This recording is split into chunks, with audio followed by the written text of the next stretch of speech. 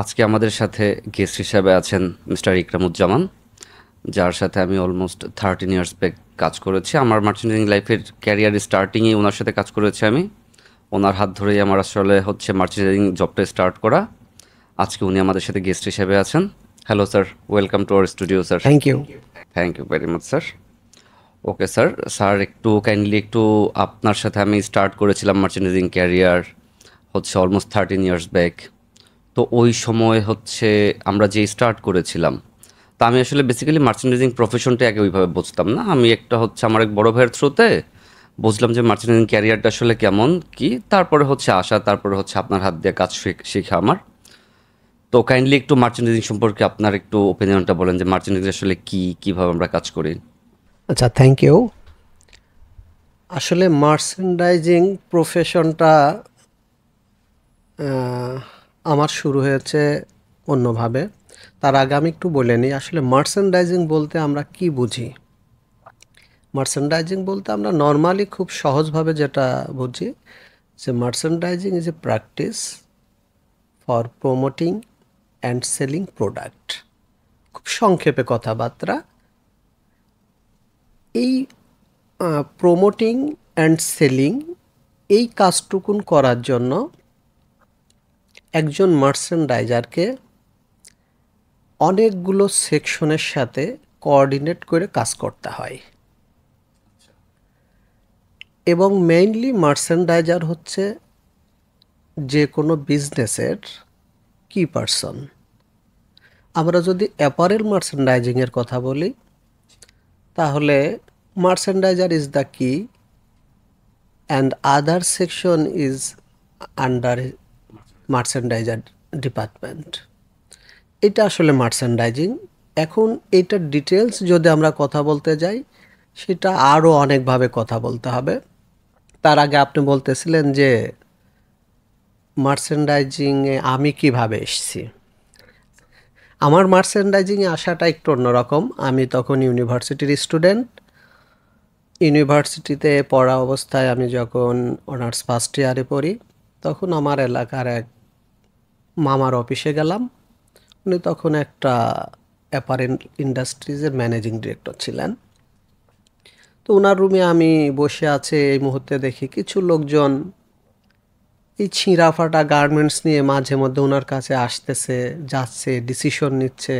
আমি তখন বুঝতে পারতেছিলাম না আসলে যে এই ছিঁড়া গার্মেন্টস এগুলো কি নিয়ে কি কাজ করতেছে। একদম শুরুতে প্রথম দিন যেদিন আমি ওখানে গেলাম, তো এই ছিঁড়া ফাটা গার্মেন্টস নিয়ে তারা খুব কাজ করতেছে, দৌড়াচ্ছে, জিজ্ঞেস করতেছে বিভিন্ন কিছু। তখন আমার মধ্যে একটা কিউরিসিটি জাগলো। নতুন এটা, হ্যাঁ, নতুন গার্মেন্টস কাটতেছে, ছিঁড়া ফাটা এগুলো নিয়ে তারা দৌড়াচ্ছে। তো এক পর্যায়ে আমি আমার সেই মামাকে জিজ্ঞেস করলাম যে এটা আসলে কি হচ্ছে, আমি তো কিছু বুঝতেছি না। তো বললো, তুমি একটু বসো, বুঝতে পারবা, আস্তে আস্তে একটু বুঝতে পারবা। আসলে ওই দিন আমি জাস্ট ওনার সাথে দেখা করতে যাচ্ছি এমনিতেই। তো আলোচনার এক পর্যায়ে উনি আমাকে বলতেছে যে তোমার জীবনের লক্ষ্য কি। তো খুব স্বাভাবিকভাবে ইউনিভার্সিটিতে মাত্র ভর্তি হয়েছি। আমি ঢাকা ইউনিভার্সিটিতে ছিলাম। ঢাকা ইউনিভার্সিটিতে ছিলাম এবং তখন আমি ওনার সাথে যে দেখা করতে গেছি, সেটা অনন্ত গ্রুপের, বাংলাদেশ অ্যাপারেল ইন্ডাস্ট্রিজ অনন্ত গ্রুপ, ওখানে। হ্যাঁ, তাদের তখন হেড অফিস ছিল এলিফ্যান্ট রোডে, ওখানে আমি দেখা করতে যাই। তো যখন আমাকে জিজ্ঞেস করছে আমি আসলে জীবনের লক্ষ্যটা কি, এক একজন তো এক এক রকমভাবে ইউনিভার্সিটিতে ভর্তি হয়েছি, স্বাভাবিকভাবেই যে বিশেষ ক্যাডার ট্যাডার হবে, এই তো, এর চেয়ে বড় কিছু তো ভাবা যায় না ওই পর্যায়ে। তো উনি বললেন, আসলে না, তুমি একটু অন্যভাবে চিন্তা করো, তুমি এই ট্রেডে চলে আসো, মানে গার্মেন্টস ট্রেডে চলে আসো। আমাকে যখন উনি বললো গার্মেন্টস ট্রেডে চলে আসো, তখন আমি অনার্স ফার্স্ট ইয়ারে পড়ি, কিছুই জানি না। কিন্তু আমার এই প্রপোজালটা এত বেশি পছন্দ হয়েছে যে আমি ওই দিন থেকে আর একাডেমিক লেখাপড়া বা জবের জন্য লেখাপড়া যে প্রিপারেশন, কোনোটাই আমি আর নেই নাই। ওই জায়গা থেকে আসলে আমি আমার জীবনের লক্ষ্যটা স্থির করলাম যে আমি এই ট্রেডে আসব। দ্যাট মিনস আপনি ছিলেন স্যার ঢাকা ঢাকা ইউনিভার্সিটিতে কোন সাবজেক্টের উপরে স্যার? আমি ছিলাম পলিটিক্যাল সায়েন্সে। পলিটিক্যাল সায়েন্সে। তো আপনার তো ক্যারিয়ার বিগিনিং থেকে প্ল্যান ছিল পলিটিক্যাল সায়েন্সে কিছু একটা। হ্যাঁ, আমার লেখা একাডেমিক লাইফে যে হ্যাঁ, আপনি আপনার স্যারের কাছে গেছেন, যাওয়ার পরে দেখলেন কিছু ছিঁড়াফাটা গার্মেন্টস কাট কাট করতেছে, হচ্ছে মানুষজন আসতে যাচ্ছে। তো ওইখান থেকে আপনার প্রফেশনটা মানে ভিতরের মধ্যে নিয়ে নিছেন। আমার ব্রেনে তখনই বিষয়টা ঢুকছে, নিশ্চয়ই এর মধ্যে রিসার্চ করার অনেক কিছু আছে, যেহেতু বিজনেস করার অনেক স্কোপ আরও সামনের দিন আছে। ওই চিন্তা করে আমি মনে করলাম যে না, এটা মেবি আমার জন্য পারফেক্ট হইতে পারে। আসলে তখনই আমি ডিসিশন নিয়ে ফেলছি। ওই দিন থেকে আর আমি একাডেমিক লেখাপড়া বা জবের জন্য প্রিপারেশন কিছুই আর নিই নাই। এবং আমি অনার্স কমপ্লিট করার পরে মাস্টার্সের ক্লাস চলতেছিল। ওই অবস্থায় উনি আমাকে ডেকে নিল যে তুমি আসো, মার্চেন্ডাইজিংয়ে জয়েন করো। এই যে আসলাম, মার্চেন্ডাইজিংয়ে জয়েন করলাম। মার্চেন্ডাইজিং ওই সময় জয়েন করাটা আমার জন্য চ্যালেঞ্জিংও ছিল, লাইক লাইক ফিনান্সিয়ালি চ্যালেঞ্জিং ছিল। এরকম ইউনিভার্সিটিতে ম্যাক্সিমাম স্টুডেন্ট তো টিউশন করে নর্মালি, আমিও টিউশন করতাম। আমি তখন টিউশন করে একটা ভালো টাকাই পাইতাম আমার নিজের চলার জন্য, আর বাড়ি থেকে টাকার দরকার হতো না। কিন্তু আমি যখন চাকরিতে জয়েন করলাম সেটা 2003 সালে, অনেক দিন আগে, 2003 সালে। আমি টিউশন করে যে টাকা পেতাম, আমি চাকরিতে যখন জয়েন করলাম তখন আলটিমেটলি আমার স্যালারি হয়ে গেল 1/3, আচ্ছা, ওয়ান থার্ড কমে গেছে। আর 2/3 কমে গেছে আমার স্যালারি। আমি যে টিউশন করে যে টাকা পেতাম তার থেকে আমার চাকরিতে যখন আমি জয়েন করলাম অ্যাজ এ ট্রেনি মার্চেন্ডাইজার হিসাবে, আমার স্যালারি 2/3 কমে গেছে। আমার ইনকাম, স্যালারি না, 2/3 কমে গেছে। এবং আমার জন্য এটা চ্যালেঞ্জিং ছিল ডিসিশন নিতে। অনেকেই হয়তো ভাবতো যে ভালোই তো আছি, আমি চাকরি করতে এসে আমার ইনকাম কমে গেল। এবং আসলে তো আমি যখন স্টুডেন্ট ছিলাম তখন আমি মোবাইল ইউজ করতাম 2003 সালে, তো মাত্র দেশে তো তার কয়েক বছর আগে মোবাইল এসছে। বাট আমি যখন চাকরিতে জয়েন করলাম, আমি যত কম টাকা স্যালারি পাচ্ছিলাম, ইভেন আমি মোবাইলটাও কন্টিনিউ করতে পারি নাই ওই সময়। আমি এত কম টাকায় শুরু করছি। হ্যাঁ, এবং এই কম টাকায় শুরু করতে পারাটা আমার জন্য যেমন চ্যালেঞ্জিং ছিল, এবং আমি আর খুব কিউরিসিটিও ছিল, আমি এনজয়ও করতেছিলাম যে আমি নতুন একটা চ্যালেঞ্জ নিয়ে নতুন একটা প্রফেশনে আসলাম, এবং এখান থেকে আমি গেইন করব, এখান থেকে আমি মার্চেন্ডাইজিংয়ে ভালো করব, বা ইন ফিউচার আমি ব্যবসা বাণিজ্য করব। এই সব মাথাগুলো যখন এসছে তখন ওই কষ্টটা আমার আর কষ্ট থাকে নাই। আচ্ছা আচ্ছা আচ্ছা। হ্যাঁ হ্যাঁ, বুঝতে হ্যাঁ, পেরেছি। যখন আমি জয়েন করলাম, জয়েন করার পরে ফ্যাক্টরিতে আমি ট্রেইনি মার্চেন্ডাইজার। তো ট্রেইনি মার্চেন্ডাইজার হিসাবে আমি যখন কাজ করি আমার খুব ভালো লাগতেছিল। আমি স্টোরে যাচ্ছি, এটা জিজ্ঞেস করছি, ওটা জিজ্ঞেস করছি, তখন তো কিছুই জানি না আমি। আচ্ছা, দ্যাট মিনস আপনি স্টার্ট করছেন 2003-তে, এখন 2025, মোর দেন 22 ইয়ার্স আপনি অলরেডি এই ফিল্ডে আছেন। Long time. Very good sir. তা আমিও তো হচ্ছে মোটামুটি আপনার সাথে 2012-র মার্চে শুরু করেছিলাম। আমার অলমোস্ট 12-13 বছর, 13 বছর, মোর দেন আপনারও 13 ইয়ার্স অনেক হয়ে দিন গেছে। আলটিমেটলি হ্যাঁ, হয়ে গেছে। হয়ে গেছে। আপনি যখন স্যার মার্চেন্ডাইজিং স্টার্ট করেছেন, ওকে ফাইন, আপনি হচ্ছে একটা হচ্ছে ওনার সাথে দেখা করার পরে হচ্ছে আপনি জবে আসলেন। তো আমি যতটুকুন জানি, আমিও তো এই ট্রেডে আছি, মার্চেন্ডাইজিং হচ্ছে আসলে স্যার, নর্মালি আমরা একটা ফিল্ড থেকে আসার পরে এখানে যে একটা প্রেশার, হিউজ একটা প্রেশার, আর ট্রেনি অবস্থায়, অ্যাসিস্ট্যান্ট অবস্থায় তো প্রেশার আরও বেশি থাকে। হ্যাঁ, প্রেশার তো আরও বেশি আপনার থাকে। ইনিশিয়ালি আপনি ওই প্রেশারটা কিভাবে নিয়েছিলেন? ফাইন, সুন্দর কোশ্চেন। ওই প্রেশারটাকে আমি আরও বেশি এনজয় করছি। যেমন প্রেশারটাকে কিভাবে এনজয় করছি সেটা হচ্ছে, যখন একজন ট্রেনি মার্চেন্ডাইজার থাকে, তার যে সিনিয়র আছে স্বাভাবিকভাবেই খুব ছোটোখাটো কিছু কাজ দিয়ে ট্রেনি যারা থাকে তাদেরকে একটু ব্যস্ত রাখে। আমার সিনিয়র আমাকে যে কাজ দিত সেটা শেষ করে আমি আরও নতুন কিছু শেখার জন্য ট্রাই করতাম। হ্যাঁ, নতুন কিছু ট্রাই করতাম।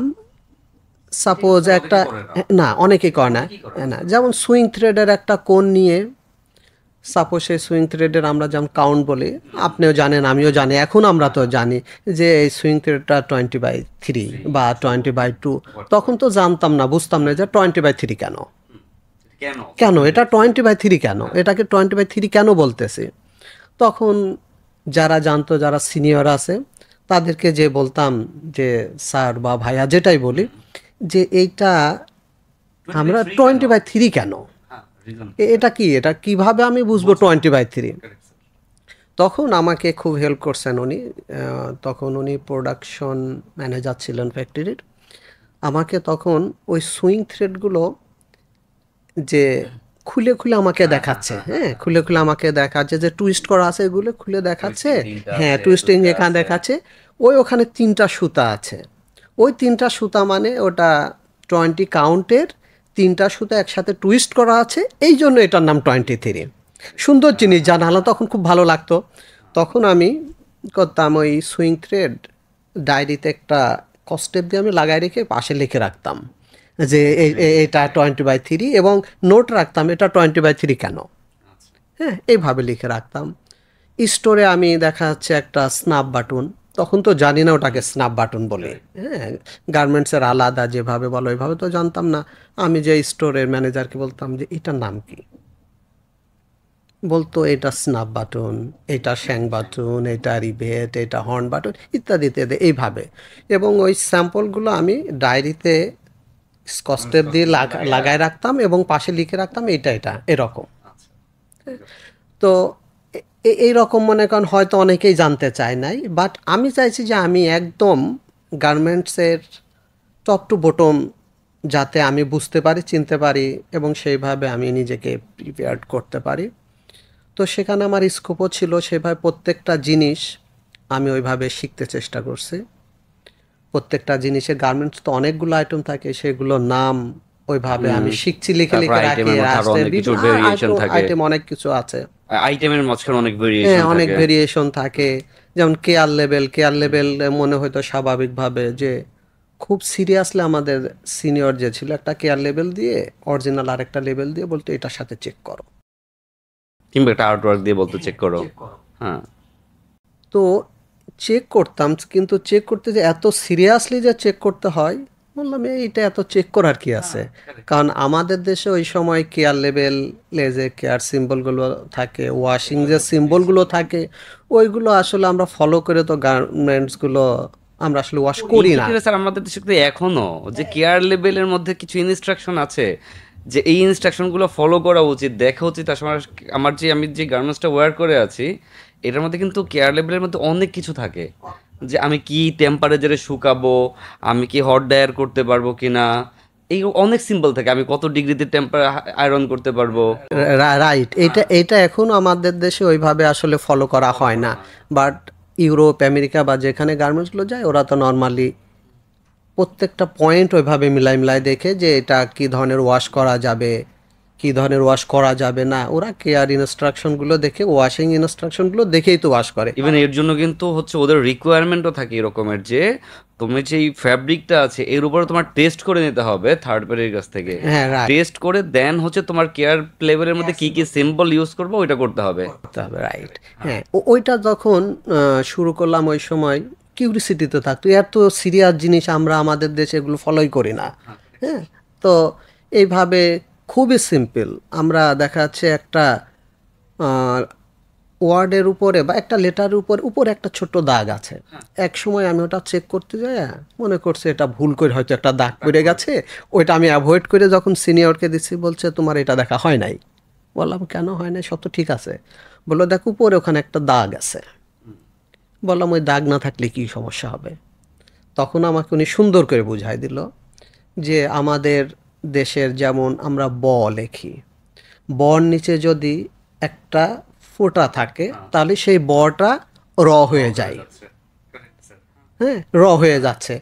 আবার আমি লিখতে যাই, যদি ওই বয়ের নিচে ফোঁটাটা না দিই তাহলে সেটা হচ্ছে না, হয়ে যাচ্ছে। হ্যাঁ, তো আমরা অন্য দেশের ল্যাঙ্গুয়েজ যখন আমরা এইভাবে, সব ল্যাঙ্গুয়েজ তো আমরা জানি না, জাস্ট একদম টু দ্য পয়েন্টে যে মিলাইতে হবে, ওই সময় তখন আসলে বুঝতে পারতেছিলাম একটু একটু যে এটা কত ইম্পর্ট্যান্ট একটা জিনিস, একটা গার্মেন্টসের বা যে কোনো প্রোডাক্টের কেয়ার লেভেল কত ইম্পর্ট্যান্ট একটা একটা জিনিস। স্যার এইখানে আমার হচ্ছে আরেকটাই হচ্ছে যে এটা হচ্ছে নর্মালি হচ্ছে এতটুকু মার্চেন্ডাইজিংয়ের জায়গা থেকে কাজ করতেই হয় স্যার, এই কাজগুলো করতেই হয়। বাট আমি যখন স্টার্ট করেছিলাম স্যার, আমি হচ্ছে সকালে অফিসে যাওয়ার পরে দেখা গেছে এরকমের যে আমি জাস্ট পিসিটা ওপেন করছি, ইভেন আপনি আমাকে পিসি ওপেন করার সাথে সাথে হচ্ছে আমাকে স্যাম্পল রুমে পাঠিয়ে দিয়েছেন।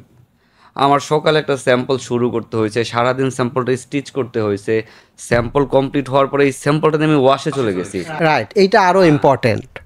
হ্যাঁ, আরও ইম্পর্ট্যান্ট আমাদের ওই সময়টাতে আহ, যারা ভালো করছে মার্চেন্ডাইজিংয়ে তারা অনেক বিষয় নিয়ে তারা কাজ করছে। যেমন এই যে আপনি বললেন যে স্যাম্পলটা নিয়ে আপনি ওয়াশে গেছেন, খুব ইভেন ইম্পর্টেন্ট। রাত্রে সন্ধ্যার দিকে ওয়াশে যাওয়ার পরে রাত 11টা 12টা ইভেন 1টা পর্যন্ত ওয়াশ কমপ্লিট হয়েছে, ওই স্যাম্পল নিয়ে বাসায় চলে গেছি।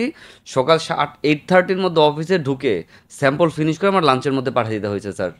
দেখেন ওই সময় এত সিরিয়াসলি এই বিষয়গুলো আপনি করছেন, আমরা করছি, এই জন্য কিন্তু এতদিন আমরা এই ট্রেডে আছি এবং আলহামদুলিল্লাহ আমরা একটা ভালো পর্যায়েও আছি। কিসের জন্য আছি? এই জন্যই তো আমরা আছি যে আমরা আরও যারা যখন ট্রেইনি ছিলাম বা আরও জুনিয়র মার্চেন্ডাইজার ছিলাম, এই যে স্যাম্পল সেকশনে খুব স্বাভাবিকভাবে মনে হয় যে একজন ট্রেইনি মার্চেন্ডাইজারকে সিনিয়র বলে দেয় যে তুমি অমুক ফ্যাব্রিক 5 গজ ফ্যাব্রিক নিয়ে যা স্যাম্পল সেকশনে দাও, ওইটার সাথে সুইং থ্রেড দিবা, জিপার দিবা, লেবেল দিবা। দিলে পরে নির্দিষ্ট স্টাইলে একটা স্যাম্পল যখন তৈরি হচ্ছে, আপনি যখন ওয়াশে যাচ্ছেন তখন আরও আপনি জানার বিষয়, খুব ইম্পর্টেন্ট একটা জানার বিষয়। বিশেষ করে আমরা ওভেন প্রোডাক্টের মধ্যে যদি আমরা আরও ডেনিমের চিন্তা করি, তাহলে সেখানে ওয়াশের কাজই মেন কাজ। একটা ডেনিম প্রোডাক্টকে প্রেজেন্টেবল করার জন্য বা যে কোনো কিছু। মানে একটা একটা ফ্যাব্রিককে আপনি কি লুক দিবেন, এইটা হচ্ছে কমপ্লিটলি কিন্তু ওয়াশের উপরে স্যার। আপনি ওয়াশ ভালো করতেছেন, আপনার প্রোডাক্ট আলটিমেটলি হচ্ছে না গ্লোসি হচ্ছে, সেলেবল হচ্ছে। ওয়াশ আপনি খারাপ হচ্ছে, আপনার গ্লোসিটা কমে যাচ্ছে, এটা হচ্ছে আপনার সেলেবল ওইভাবে মনে হচ্ছে না, তারপরে ছিঁড়ে ফেটে যাচ্ছে, তারপরে হচ্ছে আপনার টিয়ার হয়ে যাচ্ছে, অনেক প্রবলেম হচ্ছে এই ওয়াশের এই কারণে। গার্মেন্টসটা ওয়াশ করার পরে অনেকগুলো কেমিক্যাল টেস্ট হয়, ফিজিক্যাল টেস্ট হয়। ওয়াশ যদি ঠিক না থাকে তাহলে তো বায়ার যে অ্যাপ্রুভাল শিট দেছে বা যে স্যাম্পল দেছে সেটার সাথে তো মিলবে না, অ্যাপ্রুভও হবে না। তো ওয়াশ বিশেষ করে ডেনিম গার্মেন্টসের জন্য, ডেনিম প্রোডাক্টের জন্য মোস্ট ইম্পর্টেন্ট জায়গা হচ্ছে ওয়াশ। এখানে সুইংয়ের চেয়েও ইম্পর্টেন্ট জায়গা হচ্ছে ওয়াশ। ও ওয়াশ, মাই অ্যাজাম্পশন অলসো সেম স্যার, হ্যাঁ আমিও ওয়াশ সেম থিং করি যে সুইং এর চেয়ে বেশি ইম্পর্টেন্ট জায়গা হচ্ছে ডেনিমের জন্য ওয়াশ, ডেনিমের স্পেশালি জন্য। For denim. হ্যাঁ, ওই সময় দেখেন আপনারা ওয়াশে গেছেন, ওয়াশে যাওয়ার পরে যারা জিনিসটা বুঝতে চাইছে তারা দেখছে যে প্রসেসগুলো কি। একটা আপনি কি প্রোডাক্ট নিয়ে গেলেন, ওই প্রোডাক্ট যখন আপনি ওয়াশ কমপ্লিট করে দেখবে ওটা আর আপনি চিনতে পারবেন না যে আমি কি নিয়ে গেলাম কি করলো। ওয়াশে তো অনেকগুলো প্রসেস থাকে, একবারেই তো ওয়াশে শেড আসে না, 3 টাইম 2 টাইম 4 টাইমস ওয়াশ হয়। 4 টাইমস পর্যন্ত ওয়াশ হয়। এগুলো প্রথমে ড্রাই প্রসেসগুলো থাকে, তারপরে ফার্স্ট ওয়াশ হয়, সেকেন্ড ওয়াশ হয়, এরপরে আরও প্রসেস আছে, অ্যাসিড ওয়াশ হয়, পিপি হয়, অনেক কিছু হয়, অনেক ওয়াশ। ইভেন আমরা এতদিন যাবত ওয়াশে যাচ্ছি আসতেছি ওয়াশ করতেছি, আমি হচ্ছে লাস্ট আমার যতটুকু মনে হয় যে আমি 3-4 বছর আমি ওয়াশের মধ্যেই ছিলাম স্যার। অনেস্টলি আমি 3-4 বছর ক্যারিয়ারের শুরুতে ওয়াশেই ছিলাম। আপনি জানেন আমার হচ্ছে ওই সময় এমন হয়েছে যে আমরা স্যাম্পল করে নিয়ে রাত্রেবেলা ওয়াশ করে এসে পরের দিন সকালবেলা আবার স্যাম্পল ফিনিশ করে পাঠিয়ে দিচ্ছি। আমাদের ভিতরে কিন্তু ওই কাজটাও করতো স্যার, যে না আমার এটা এনি হাউ আজকে ওয়াশ করতে হবে, কালকে সকালে পাঠাইতে হবে। ইভেন এর জন্য হচ্ছে এত পরিমাণ নাইট করতে হয়েছে স্যার। আমাদের কাজের জায়গাটা এরকমের ছিল আগে যে আমরা সকালে অফিসে ঢুকতাম, কখন বের হইতে পারবো জানতাম না, ইভেন ইচ্ছাও ছিল না। আগে কাজ কমপ্লিট করতে হবে, তারপর বের হতে হবে। রাইট, এটা ইম্পর্ট্যান্ট। আমি একবার আমার কোনো কারণে বললো যে আমার অযথা আমি দেরি করে বের হই। আসলে আমি অযথা দেরি করে বের হতাম না অফিসে। অফিসে হয়তো একটা জিনিস নিয়ে আমি কাজ করতেছি, কাজ করতে করতে অফিসে অন্য সবাই বের হয়ে গেছে, দেখা যাচ্ছে আমি কাজ করতেছি। আমি কিসের জন্য কাজ করতাম? একটা গার্মেন্টস যখন ওয়াশ থেকে এসছে, ওইটার সাথে আমি আবার বায়ার যে অরিজিনাল স্যাম্পল দিয়েছে সেইটার সাথে আমি মিলাই দেখতাম। যেখানে হুইস্কার আছে হুইস্কারটা ঠিকমতো হয়েছে কিনা, ওয়াশের শেডটা মিলছে কিনা। আবার এই স্যাম্পলটা মিলানোর পরে স্যাম্পলের ট্যাগ লাগায়া আমি পরের দিন সকালের কাজটা একটু আগায় রাখতাম রাতে করে। আপনার কাজ ছিল অনলি 5 মিনিটের স্যার, যে গার্মেন্টসটা আসছে, ফিনিশ কমপ্লিট হয়েছে, আমি আমার অরিজিনাল স্ট্যান্ডার্ডের সাথে চেক করলাম, ম্যাক্সিমাম সর্বোচ্চ 5 মিনিটস ওয়ার্ক স্যার। বাট এর জন্য কিন্তু থাকতে হচ্ছে আপনাকে। আপনি ইচ্ছা করলে পারতেন চলে যেতে, বাট এর জন্য কিন্তু আপনার থাকতে হচ্ছে। হ্যাঁ, কারেক্ট স্যার। এবং এই জন্যই যে থাকছে, আমি হয়তো এখন আধা ঘন্টা কাজ করে আমি স্যাম্পলটা রেডি করতে পারছি, বাট আমি যদি সকালে এসে পরের দিন সকালে এসে যদি স্যাম্পলটা রেডি করতে যেতাম, সকালে স্বাভাবিকভাবে আরও কিছু কাজ থাকে, সেই কাজ করতে হয়তো একটু, তারপরে এই স্যাম্পলটা ধরতে আমি হয়তো কয়েক ঘন্টা আরও দেরি হয়ে যেত স্যাম্পলটা। বাসটা আমি রাতে যখন কমপ্লিট করে রাখছি স্যাম্পলটা, আমি সকালে কিন্তু কোনো মেসেঞ্জারকে দিয়ে পাঠাই বা যে কোনোভাবে পাঠাই, বাইং হাউসে স্যাম্পলটা স্যার পাঠাই দিতে আপনার, পারতাম। আপনি তো শুরু করছেন 2003-তে, আর লেটস আমি স্টার্ট করেছি 2012-এ। তো আমাদের সময় যেটা হয়েছে, আমি জব যখন স্টার্ট করেছিলাম, তখন আমি প্রপার একটা এনভায়রনমেন্ট পাইছি। এনভায়রনমেন্ট যে ছিল না তা না, আমার এনভায়রনমেন্ট ছিল। যদি আপনি এখনকার সাথে কম্পেয়ার করি তাহলে এনভায়রনমেন্ট ছিল না এখনকার সাথে কম্পেয়ার করলে। বাট তারপর আমরা এনভায়রনমেন্ট পেয়েছি কাজ করার মতন। আপনারা যখন 2003-এ কাজ স্টার্ট করেছেন, এই জবটা স্টার্ট করেছেন, তখন ওভারঅল এনভায়রনমেন্ট কেমন ছিল স্যার? আসলে তখনকার এনভায়রনমেন্টটা এখনকার মতো এত ভালো ছিল না, লাক্সারিয়াস ছিল না। লাক্সারিয়াস ছিল না। এখন মার্চেন্ডাইজিং বা সব ডিপার্টমেন্টের জন্য কাজ করার জন্য যতগুলো টুলস আছে, মার্চেন্ডাইজারদের অনেকগুলো টুলস তারা ইউজ করতেছে। Correct, sir.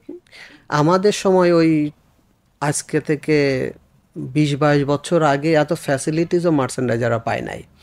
ওই সময়টাতে অনেক সময় যারা জুনিয়র ছিল তাকে দেখা যাচ্ছে যে দুইজন মিলে একটা কম্পিউটার ইউজ করতেছে। সবার ওই সময় ল্যাপটপও অ্যাভেলেবেল, তো সবাইকে দিতে পারে একটা কম্পিউটার ডেস্কটপ। হ্যাঁ, একটা ডেস্কটপ যারা জুনিয়র আছে তার দুইজন ইউজ করতেছে। আচ্ছা। হ্যাঁ, তারপরে এখন মার্চেন্ডাইজাররা এখন আর আগের দিনের কথা বলতেছি, এখন একটা স্যাম্পল নামলে পরে খুব কম মার্চেন্ডাইজাররা ওইটা নিজে ওয়াশে নিয়ে যায়, খুব কম আছে। কারেক্ট স্যার, খুব কম না, টু বি অনেস্ট।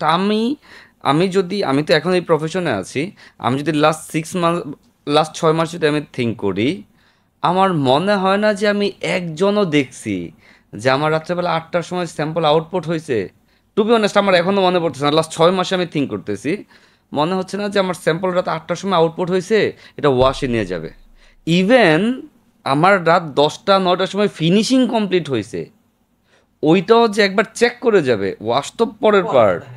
আমার ফিনিশিং কমপ্লিট হয়েছে, এটা চেক করে বায়ারকে পাঠিয়ে যাইব, ওই টাইপের মেন্টালিটি এখন স্যার নাই। আমি ইভেন দেখিই নাই স্যার, লাস্ট 6 মাসে আমি এইখানে বসে থেকে ক্যালকুলেশন করলাম স্যার। এটা কিন্তু আবার ব্লেম করার জিনিস না, এখন অনেকটা সিস্টেম হয়েছে। এখন তো বড় বড় গ্রুপ অফ কোম্পানিগুলো তাদের কাজের সিস্টেমটা অনেকটা আসলে চেঞ্জ হয়েছে, যে তারা প্রত্যেক জায়গায় আলাদা আলাদা লোক আছে মার্চেন্ডাইজাররা।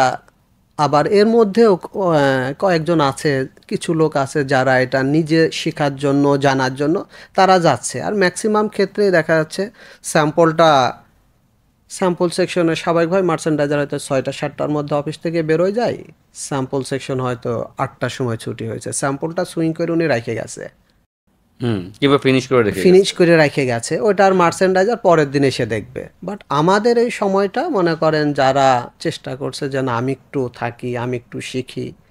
আচ্ছা স্যার, এইখানে আমার একটা কোশ্চেন, আমার কোশ্চেনটা কোন জায়গাতে, দেখেন আমরা কি করেছি, আমরা হচ্ছে প্রপার প্রত্যেকটা জায়গাতে আমার ইনভলভমেন্ট ছিল। আমার সুইং হচ্ছে সুইং লাইনে ইনভলভমেন্ট ছিল, আমার ওয়াশ হচ্ছে ওয়াশে ইনভলভমেন্ট ছিল, আমার স্যাম্পল হচ্ছে স্যাম্পলে ইনভলভমেন্ট ছিল, আমার স্যাম্পল হচ্ছে আমি নিজে ওয়াশে নিয়ে যেতাম, আমি এর জন্য ওয়াশটা জানি স্যার। বাট এখন যারা স্যার, এখন তো এই কাজটা করতেছে না স্যার। এখন আউটপুট হচ্ছে আলাদা একটা ডিপার্টমেন্ট আছে, ওকে হ্যান্ড ওভার করতেছে, ও ওয়াশে নিয়ে যাচ্ছে, ও ওয়াশ করে নিয়ে নিয়ে এসে দিতেছে, ফিনিশিং করে আপনার হাতে রেডি একটা প্রোডাক্ট আপনার হাতে আসতেছে, কমপ্লিটলি রেডি একটা প্রোডাক্ট। বাট এই যে এখন যারা করতেছে, ওদের কি শিখার স্কোপটা আপনার মনে হয় না কমে গেছে? শেখার স্কোপ যে কমে গেছে এটা আমি প্র্যাকটিক্যালেও পাইছি, তার প্রমাণ পাইছি। তাদের স্কোপ কমে গেছে, তাদের আগ্রহও হয়তো অন্যরকম তা এখন, কারণ আমাদের জেনারেশন আর এই জেনারেশন একটু চেঞ্জ থাকবেই, মন মানসিকতা সেটা মেনে নিয়েই বলতেছি। আমি কয়েক মাস আগে আমার অফিসে কয়েকজন মার্চেন্ডাইজার নিয়োগ দেবে এই জন্য ইন্টারভিউ নিচ্ছিলাম। তো বেশ কয়েকটা ছেলেও ছিল, মেয়েও ছিল, ইন্টারভিউ দিতে এসছে তারা। তারা অ্যাপারেল ইন্ডাস্ট্রিতে আসবে এই চিন্তা করে তারা অ্যাপারেল মার্চেন্ডাইজিংয়ে লেখাপড়া করছে, টেক্সটাইল ব্যাকগ্রাউন্ডে তারা লেখাপড়া করছে।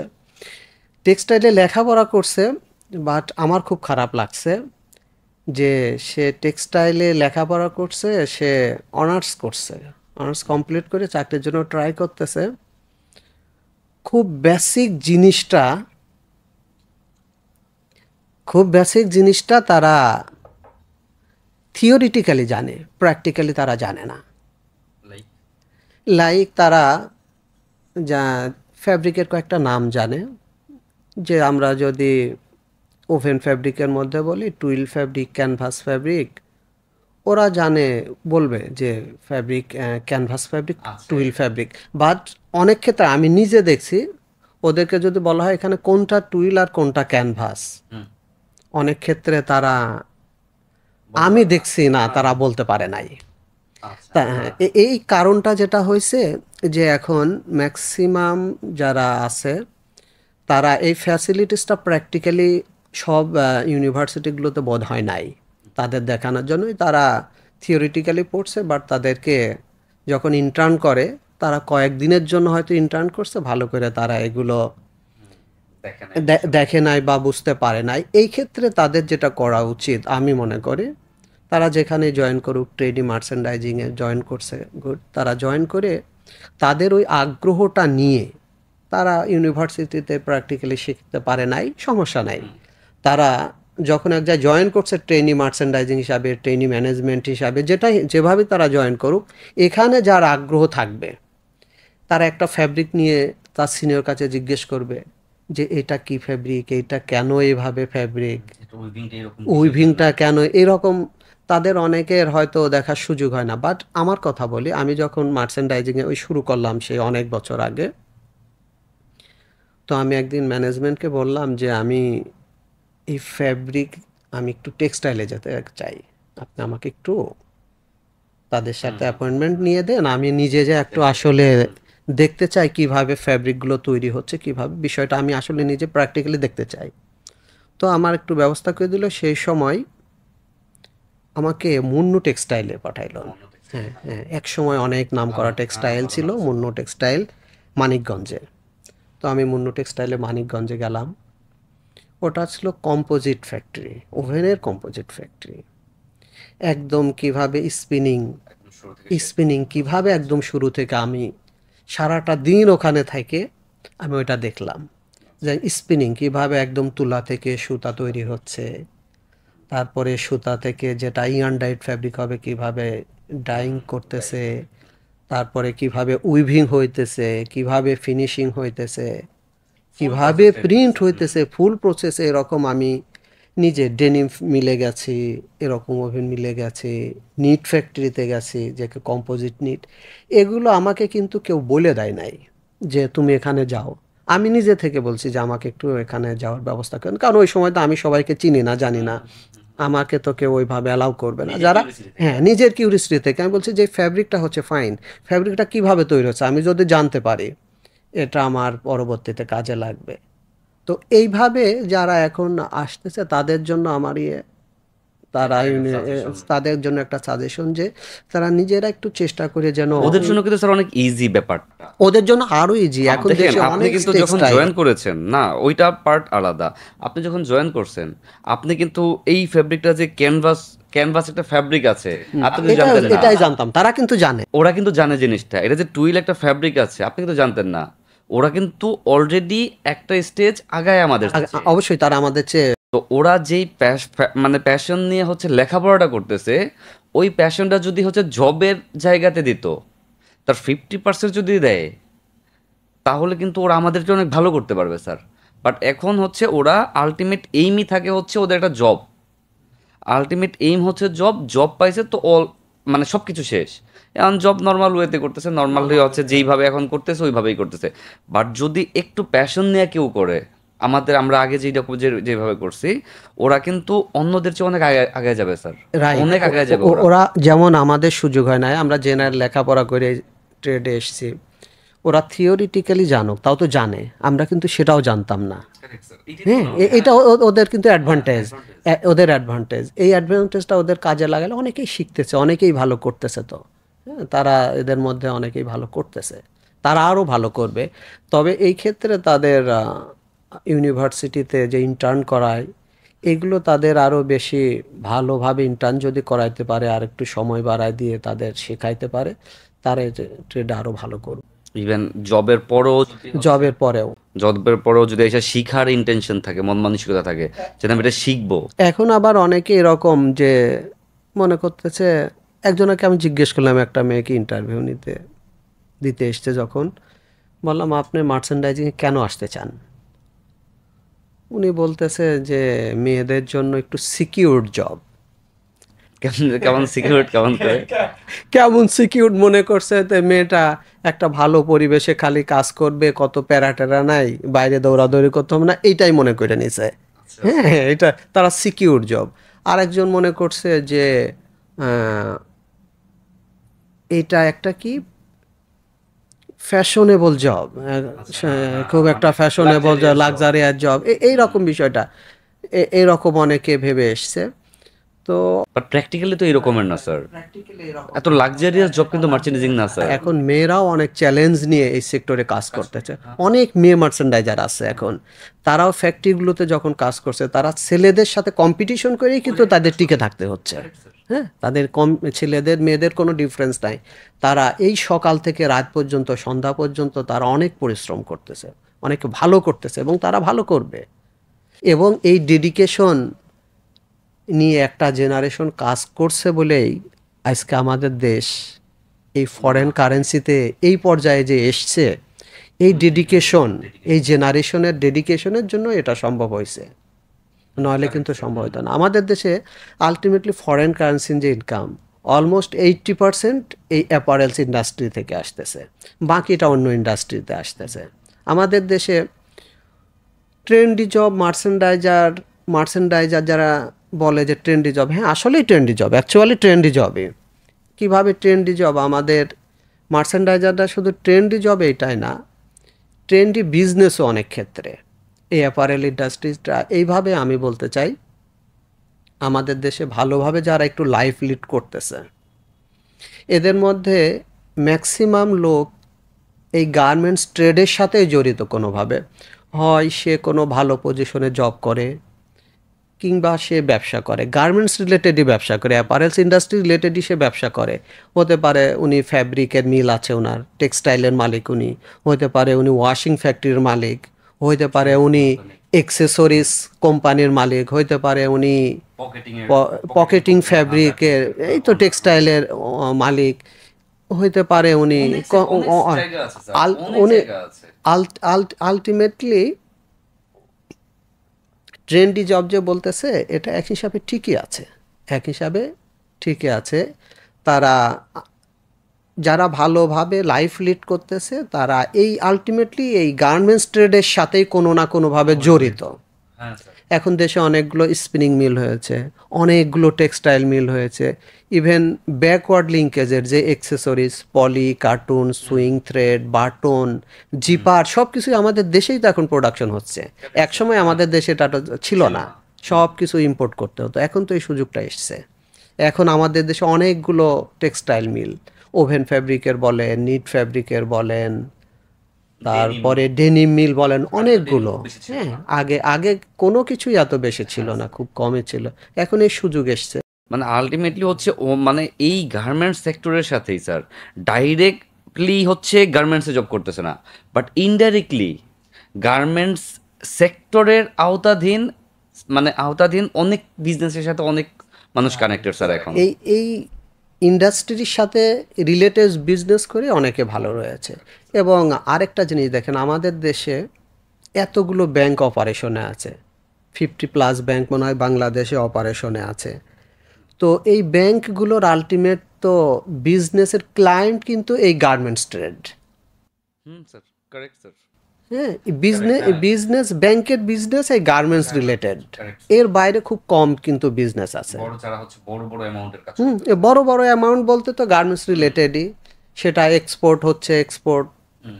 বা লোকালি যারা পারচেজ করতেছে, পারচেস এলসি হচ্ছে। করতেছে এলসি হচ্ছে, সব ওয়াশিং ফ্যাক্টরি এলসি হইতেছে, এক্সেসরিজের এলসি হইতেছে, কারেক্ট স্যার। যে যে কোনো কিছু হচ্ছে আলটিমেটলি। বড় যে ভ্যালুগুলো আছে ওই গার্মেন্টস রিলেটেড আলটিমেটলি। আচ্ছা স্যার, আমি যদি আগের জায়গাতে যাই এখন, যে মানে সেই ক্ষেত্রে আপনি কি মনে করেন যে আমাদের সময়কার যেই জেনারেশন ছিল, ইভেন আপনাদের যেই জেনারেশন ছিল, আর এখনকার যেই জেনারেশন, ওদের কাজের জায়গাতে একটা গ্যাপ রয়ে গেছে স্যার। আমরা যত ডিপলি কাজ করতে পারছি নিজে থেকে, এখন কিন্তু ওই ডিপলি কাজ করতেছে না। এখন আমার যেটা মনে হচ্ছে করতেছে, অফিসের একটা লিমিটেড টাইম আছে, 9টা টু 5টা, 9টা টু 6টা একটা লিমিটেড টাইম আছে, এর মধ্যে ও কমপ্লিট করতেছে। কমপ্লিট করার পরে কি হচ্ছে, একটা লেটসে সুইং স্যাম্পল আউটপুট হয়েছে, ওইটা হচ্ছে একটা ডিপার্টমেন্টকে দিয়ে দিচ্ছে। আলাদা একটা ডিপার্টমেন্ট, ওয়াশিং ডিপার্টমেন্ট আছে, ওরে দিতেছে, ও ওয়াশে পাঠাইতেছে, ওয়াশ করে নিয়ে আসতেছে, নিয়ে এসে ও ডাইরেক্টলি স্যাম্পল সেখানে দিয়ে দিতেছে। ও কমপ্লিট ফিনিশ করে আপনার হাতে দিতেছে। পরে এইখান থেকে শুধু ওভারঅল একটা চেক করে আমরা বায়ারকে, আলটিমেট বায়ারকে পাঠিয়ে দিতেছি। তো এই যে মাঝখানের যে কাজগুলা, আমার স্যাম্পলটা কিভাবে সুইং হচ্ছে, এটা কিন্তু একটা ফ্যাক্ট, যে আমি কি প্রসেসে সুইং হচ্ছে একটা স্যাম্পল, তারপরে ওয়াশে যাওয়ার পরে কি প্রসেসে ওয়াশ হচ্ছে, এইটা বড় একটা ফ্যাক্ট। তারপরে এটা আসতেছে, আসার পরে ফিনিশিং হচ্ছে। এই যে মাঝখানের কাজগুলা, এগুলো কিন্তু এখনকার মার্চেন্ডাইজার জানেন না স্যার। একটা এক্সাম্পল দিই আপনাকে। আমি এরকম মানে একটা দুইটা না, আপনি যদি থিঙ্ক করেন দেখেন, মোর দ্যান 90% মার্চেন্ডাইজার এখন যারা জুনিয়র, ওদেরকে 2 বছর যাবত জব করতেছে, 2 বছর পরে জিজ্ঞেস করবেন যে আচ্ছা এটা কি ওয়াশ, এই প্রসেসটার নাম কি, এই সুইং একটা প্রসেস, এই প্রসেসটার নাম কি, বলতে পারবে না। একদম কমপ্লিটলি মোর দ্যান 90% লোক বলতে পারবে না স্যার এখন। বাট এইটা কিন্তু বলা উচিত, 2 ইয়ার্স কিন্তু হিউজ, 2 ইয়ার্সে একটা জুনিয়র মার্চেন্ডার থেকে একটা মার্চেন্ডার হয়ে যাবে, যাওয়ার কথা। ডেজিগনেশন আলটিমেটলি হয়তো বা হচ্ছে, ডেজিগনেশন আপনার হচ্ছে, কিন্তু একটা মার্চেন্ডারের কাজ শুধু কিন্তু বুকিং দেওয়া ইন হাউস না, এর বাইরে অনেক কাজ আছে। এর জন্যই হচ্ছে এখনকার যে মার্চেন্ডাইজার, ওরা ইনসাইডে যে কাজগুলো আছে, ওই কাজগুলো প্রপারলি ওরা আমার মনে হয় জানতেছে না। ওদের গ্যাপ থেকে যাচ্ছে, ওদের প্র্যাকটিক্যাল কাজের এক্সপেরিয়েন্সটা প্র্যাকটিক্যালি হচ্ছে না, কারেক্ট স্যার। প্র্যাকটিক্যালি হচ্ছে না। আমি ইভেন এরকম দেখছি অনেক সিনিয়র পজিশনে যারা কাজ করতেছে, বাট ওই টেকনিক্যাল বিষয়গুলো তারা ওইভাবে নলেজটা তাদের গ্যাদার হয় নাই। Correct sir. হুম। অনেক সিনিয়র পজিশনে, কিন্তু উনি জানে না যে এইটা কি প্রসেসে এসছে। এখন সিনিয়র একজন মার্চেন্ডাইজার একটা ফ্যাব্রিকের কোয়ালিটি যখন দেখতেছে, উনার যদি জানা থাকতো যে কি কি প্রসেস করে এই ফ্যাব্রিকটা তৈরি হয়েছে, তাহলে একটা ফ্যাব্রিকে তো কালার বলেন, ওয়াশ অ্যাপ্রুভালের বলেন, একটা টলারেন্স তো থাকে। এখন অনেকেই দেখবেন যে একদম মিলাইতে চাচ্ছে, ওইটার সাথে এটা মিলাইতে চাচ্ছে, 100% মিলাইতে চাচ্ছে, তারা টেকনিক্যালি কিছু বুঝতে চেষ্টা করতেছে না যে এটা 100% মিলবে বা মিলবে না। ওর প্র্যাকটিকে, হ্যাঁ, ওর প্র্যাকটিক্যাল নলেজটা সেইভাবে না থাকার জন্য উনি কিন্তু আসলে অ্যাডভাইসও করতে পারতেছে না, অ্যাডভাইসও করতেছে না। ওনার যদি প্র্যাকটিক্যাল নলেজ থাকতো যে এটা কীভাবে ওয়াশ করছে, কি প্রসেসে ওয়াশ করছে, তাহলে উনি হয়তো বলতে পারতো, অ্যাডভাইস করতে পারতো যে আপনার এই শেডটা তো একটু ডিফারেন্স আছে, আপনি একটু এইভাবে ওয়াশ করে দেখেন। আমি আপনাকে একটা এক্সাম্পল দিই এখানে। আমি একটা সিনিয়র মার্চেন্ডাইজারকে একটা কোশ্চেন করেছিলাম, একটা 100% কটন ডেনিমের ফ্যাব্রিক দিয়ে, যে ওয়াশ হওয়ার পরে, এমনিতে হঠাৎ করে আমার মাথায় আসলে, আমার সাথেই ছিল সিনিয়র মার্চেন্ডাইজার, বললাম যে আচ্ছা ওয়াশের পরে 100% কটন ফ্যাব্রিক যদি হয়, এটার ওয়েট বাড়বে নাকি কমবে? আর হচ্ছে আপনার যদি কটন স্পান্ডেক্স ফ্যাব্রিক হয়, ওয়াশের পরে ওয়েট বাড়বে নাকি কমবে? ও আলটিমেটলি মিনিমাম 1 মিনিট চিন্তা করলো, পরে বললো যে ভাই নর্মালি তো ওয়াশের পরে ওয়েট বাড়ারই কথা। আমাকে কেমনে বললেন? পরে বললো যে এই যে আমরা যে ফ্যাব্রিক কিনে, লেটসে 12 আউন্সের ফ্যাব্রিক কিনলাম, ওটা যখন আমাদের রিপোর্ট নিয়ে আসে, ওয়াশের পরে দেখি যে ওয়েট একটু বাইরে যায়। তোমরা কি সব জায়গায় সেম? বলতে পারতেছে না, সিনিয়র মার্চেন্ডাইজার। তো পরে আমি ওর সব কিছু চেক টেক করে দেখলাম যে ও 6-7 বছর যাবত এই ক্যারিয়ারে আছে। তো একটা সিনিয়র মার্চেন্টদের এতটুকুন বলতে পারে না যে ওয়াশের পরে ফ্যাব্রিকের কোনটার ওয়েট বাড়ে কিংবা কমে, এই জিনিসগুলো এখন পর্যন্ত জানে না। তারপরে আরেকজন আমার কাছে জিজ্ঞেস করতেছে এসে যে ভাইয়া সুইং এর এই প্রসেসটা কি, কলিগ যে ভাই এই প্রসেসটা কি, এটার কি স্টিচ বলে, হ্যাঁ। ইভেন এখন যদি আপনি জিজ্ঞেস করেন যে মেশিনের নাম পর্যন্ত বলতে পারবেন একটা সিনিয়র মার্চেন্ডাইজার স্যার। তো এই হচ্ছে এখনকার সিচুয়েশন স্যার। তো আমার যেটা মনে হয় যে এই যে আমাদের ফ্লেক্সিবিলিটি দেওয়ার কারণে আমাদের 9টা to 5টা অফিস, প্রত্যেকটা ইন্ডিভিজুয়াল ডিপার্টমেন্ট আছে, যার যার ডিপার্টমেন্টের তার তার দায়িত্ব, হ্যাঁ এটা একটা জায়গা থেকে ভালো, একটা জায়গাতে ভালো। বাট আমাদের যে শিখার ব্যাপারটা অনেকাংশেই কমে গেছে এই প্রসেসগুলোর কারণে। আপনার 9টা to 5টা অফিস করেন, প্রবলেম নাই তো।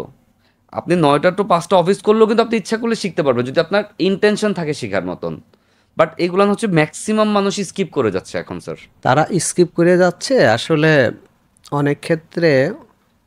এটা ওই ফ্লেক্সিবিলিটিও কি ম্যানেজমেন্ট দিচ্ছে আপনার কি মনে হয়? ফ্লেক্সিবিলিটি ম্যানেজমেন্ট অনেক ক্ষেত্রে দিচ্ছে, এটা অন্য অন্যভাবে তাদের ক্যালকুলেশন আছে। তারা মনে করতেছে যার যার কাজ সে করলে তাদের প্রোডাকশন ইফিসিয়েন্সি বাড়বে। প্রোডাকশন ইফিসিয়েন্সি বাড়বে, যার কাজ সে করবে, অন্য কেউ এখানে দেখতে যাবে না। কিন্তু আলটিমেটলি যেটা হচ্ছে, বিশেষ করে আমরা আজকে যখন মার্চেন্ডাইজিং নিয়ে কথা বলতেছি, তখন এই জায়গায় আমি একটু ভিন্ন মত আমার, যে মার্চেন্ডাইজার একজন যদি অভিজ্ঞ ভালো মার্চেন্ডাইজার হতে চায় বা আরও ভালো কিছু করতে চায় ফার্দার, থাকে। হ্যাঁ যদি এম থাকে, তো সেক্ষেত্রে ওনার উচিত হবে এইগুলো ম্যানেজমেন্ট বলে দিবে না। অনেক ক্ষেত্রে ম্যানেজমেন্ট হয়তো স্পেসও দিবে না, এগুলো জানার জন্য স্পেসও দিবে না। তো সেক্ষেত্রে নিজের আগ্রহটা বেশি থাকতে হবে, নিজের আগ্রহ থাকতে হবে। সে স্যাম্পল সেকশনে যাক না, যে দেখুক যেটা সুইং করতেছে, একজন স্যাম্পলম্যানকে জিজ্ঞেস করুক এই প্রসেসটার নাম কি, হ্যাঁ এই মেশিনটার নাম কি, এই যে সুইং করতেছে সুইং মেশিনটার নাম কি। এটা এটা তার নিজের আগ্রহের জায়গা আসলে, হ্যাঁ নিজের আগ্রহের জায়গা। এর মধ্যে যারা এরকম আগ্রহ নিয়ে এইগুলো শিখতেছে তারা ভালো করবে। আর যারা এই প্র্যাকটিক্যাল জিনিসগুলো যারা জানতেছে না, হয়তো তার একটা পর্যায়ে যে তাদের গ্রোথ আর হবে না। হ্যাঁ তাদের গ্রোথ হবে না, কারণ একটা পর্যায়ে যে এখন মার্চেন্ডাইজাররা যে মার্চেন্ডাইজার নর্মালি কি কাজগুলো করতেছে দেখেন। মার্চেন্ডাইজার হচ্ছে কি পার্সন, মার্চেন্ডাইজার আলটিমেটলি কাস্টমারের সাথে কমিউনিকেশন থাকে মার্চেন্ডাইজারের কমিউনিকেশন থাকে প্রোডাকশনের সাথে, মার্চেন্ডাইজারের কানেকশন থাকে স্যাম্পল সেকশনের সাথে, মার্চেন্ডাইজারের কানেকশন থাকে ডিপার্টমেন্টের সাথে, মার্চেন্ডাইজারের যোগাযোগ করতে হয় ক্যাডের সাথে, মার্চেন্ডাইজারকে যোগাযোগ করতে হয় কমার্শিয়ালের সাথে, স্টোরের সাথে, ওয়াশের সাথে, টেক্সটাইল মিলের সাথে, অ্যাক্সেসরিজ কোম্পানির সাথে। ইন্ডিভিজুয়াল দেখেন, মার্চেন্ডাইজিং এত একটা পোটেনশিয়াল জায়গা যে একজন মার্চেন্ডাইজারই সব কিছু জানে। সে একটা গার্মেন্টসের ভ্যালু কত এটা জানে, এটার প্রোডাকশন কেমন হতে পারে তাকে জানতে হয়, এইটার কস্টিং করার জন্য তাকে তো জানতে হবে যে প্রোডাকশন কেমন হবে, সিএমবি এসএমবি কেমন হবে, এটা তাকে জানতে হয়। তারপরে তাকে জানতে হয় প্রত্যেকটা এই ফ্যাব্রিকটার দাম জানতে হয়, এই গার্মেন্টস করার জন্য ফ্যাব্রিকের দাম জানতে হবে। তারপরে তাকে কমার্শিয়াল টার্মসও বুঝতে হয় মার্চেন্ডাইজারকে। মার্চেন্ডাইজার তো ফলো আপ করে কমার্শিয়ালের সাথে, মার্চেন্ডাইজার সাপ্লায়ারের কাছ থেকে একটা যখন পিআই পাচ্ছে, প্রোফর্মা ইনভয়েস যেটাকে আমরা বলি, সেই প্রোফর্মা ইনভয়েসটা কমার্শিয়ালে যখন দিচ্ছে, তাহলে মার্চেন্ডাইজার ওই ফ্যাব্রিকের যে পিআইটা আছে, ফ্যাব্রিকের প্রাইস তো নেগোসিয়েশন হয়েছে মার্চেন্ডাইজারের সাথে। এটা কিন্তু কমার্শিয়াল ডিপার্টমেন্ট জানেই না যে এই ফ্যাব্রিকের প্রাইস ঠিক আছে কি না আছে, টার্মস ঠিক আছে, এলসি টার্মস, পেমেন্ট টার্মস ঠিক আছে কিনা, এটা কিন্তু মার্চেন্ডাইজার জানে কমার্শিয়ালের সাথে। তারপরে দেখেন আমি বলতেছি এটা আইর সাথে মার্চেন্ডাইজারের কিভাবে কাজ করতে হয়। আই ডিপার্টমেন্ট এটা, ওরা তো প্র্যাকটিক্যাল নলেজ আছে, ওরা এটার উপরে কাজ করে বললো এটার এসএমবি এত হবে, পার আওয়ারে প্রোডাকশন এত হবে। তাহলে মার্চেন্ডাইজার তখনই জেনে থাকলো যে এটা পার আওয়ার প্রোডাকশন এত হইতে হবে। এরপর যখন প্রোডাকশনে যাবে তখন যদি এর প্রোডাকশন কম হয়, তাহলে কিন্তু মার্চেন্ডাইজার প্রোডাকশন টিমের সাথে কথা বলতে পারবে, আই ডিপার্টমেন্টের সাথে কথা বলতে পারবে। দেখো, তোমরা যখন আমাকে এটার এসএমবি দিছো, তখন এটার প্রোডাকশন হওয়ার কথা ছিল 80 পিস পার ঘন্টা, এখন প্রোডাকশন হচ্ছে 60 পিস পার ঘন্টা। তাহলে আমার যে প্রোডাকশন পার ঘন্টায় 20 পিস কম হলো, তাহলে আমার কি হবে? আমার প্রোডাকশন কস্ট বেড়ে যাবে, আলটিমেটলি কোম্পানির লস হয়ে যাবে। তাহলে এক মার্চেন্ডাইজারই ক্যালকুলেশন করতে পারবে যে কোম্পানির এটা লাভ হবে না লস হবে। মার্চেন্ডাইজারই কোম্পানিকে প্রফিটেবল করে দিতে পারে কিভাবে? যখন সে কোনো সাপ্লায়ারের সাথে প্রাইস নেগোসিয়েশন করতেছে, উনার মাথায় তো থাকতে হবে আগে ফার্স্ট তার নিজের কোম্পানি কিভাবে বেনিফিটেড হবে, প্রাইস নেগোসিয়েশন সেইভাবে তো উনি করবে। উনি চেষ্টা করবে প্রোডাকশন কিভাবে একটু বাড়বে, প্রোডাকশন যখন বাড়বে আলটিমেটলি প্রোডাকশন কস্ট কমে যাবে, তাই না? তারপরে এখানে আরেকটা অপশন আছে যে আমি লেটসে আমি যখন কস্টিং করেছি এটার ফ্যাব্রিক প্রাইস এক্সাম্পল আমি ধরছি $2 লেটসে, বাট আমি কিন্তু একটা মার্চেন্ডাইজার যেটা করে ওইটা কিন্তু আরো মিনিমাম 5 জনের সাথে চেক করতেছে, 10 সেন্ট কমাইতে পারতেছে। যদি 10 সেন্ট কমায় তাহলে পার গার্মেন্টসে 15 সেন্ট কমে যাচ্ছে। If you consider consumption 1.5, 15 cent কিন্তু কমে যাচ্ছে, বাংলা টাকায় মোটামুটি 20 টাকা কমে যাচ্ছে কিন্তু টাকাটা। প্রত্যেকটা ট্রিমসে কিন্তু এইভাবে মার্চেন্ডাইজার প্রাইস কমাইতে পারতেছে। এই জন্যই বলতেছে মার্চেন্ডাইজার কেন একটা পোটেনশিয়াল জায়গায় রয়েছে, কেন কি পারসন, সবগুলো উইং যে সবগুলো যে সেকশন আছে আলটিমেটলি এক একটা সেকশন মার্চেন্ডাইজারের এক একটা হ্যান্ড হিসাবে কাজ করতেছে, এক একটা হ্যান্ড হিসাবে কাজ করতেছে। আমি এখন অফিসে গেলে কি হয়, সকালবেলা অফিসে গেলাম, এই স্যাম্পল ঠিক নেই, স্যাম্পল ঠিক নেই, মার্চেন্ডাইজার কি করবে? স্যাম্পল করছে স্যাম্পল সেকশন, ওয়াশ করছে হচ্ছে আমার ওয়াশের ডিপার্টমেন্ট আলাদা আছে, বাট আলটিমেটলি কি আমার কাছে আসতেছে স্যাম্পল ঠিক নেই। ওকে ফাইন, কি হলো, ওই স্টোর থেকে বললো যে স্যার এনে তো 100 পিস এটা হারাই গেল। তো আমি ইনহাউস করে দিয়েছি 500 পিস, আমার 500 পিস থেকে 100 পিস হারা গেছে, মার্চেন্ডাইজার কি করবে? আলটিমেটলি মার্চেন্ডাইজার সলিউশন দেওয়া লাগতেছে। ওয়াশ নষ্ট করে ফেলছে, ওয়াশ নষ্ট করে ফেলছে, আমার প্রোডাকশন টিম আছে, তো ও লাইবিলিটি। তো এটা আমার কী করার আছে? হ্যাঁ, ওটা আমার কাছে আসতেছে, এনি হোম মার্চেন্ডাইজার সলিউশন করতে হচ্ছে। আপনার কোয়ালিটির প্রবলেম, আপনার ইনস্পেকশন ফেল দিতেছে, কোয়ালিটির প্রবলেম হচ্ছে, ডিএইচএল আপনার অন টাইমে যায় নাই, ফ্যাব্রিক অন টাইমে আসে নাই, সব কিছু ঠিক আছে, আমার এই জায়গাতে আটকা পড়েছে।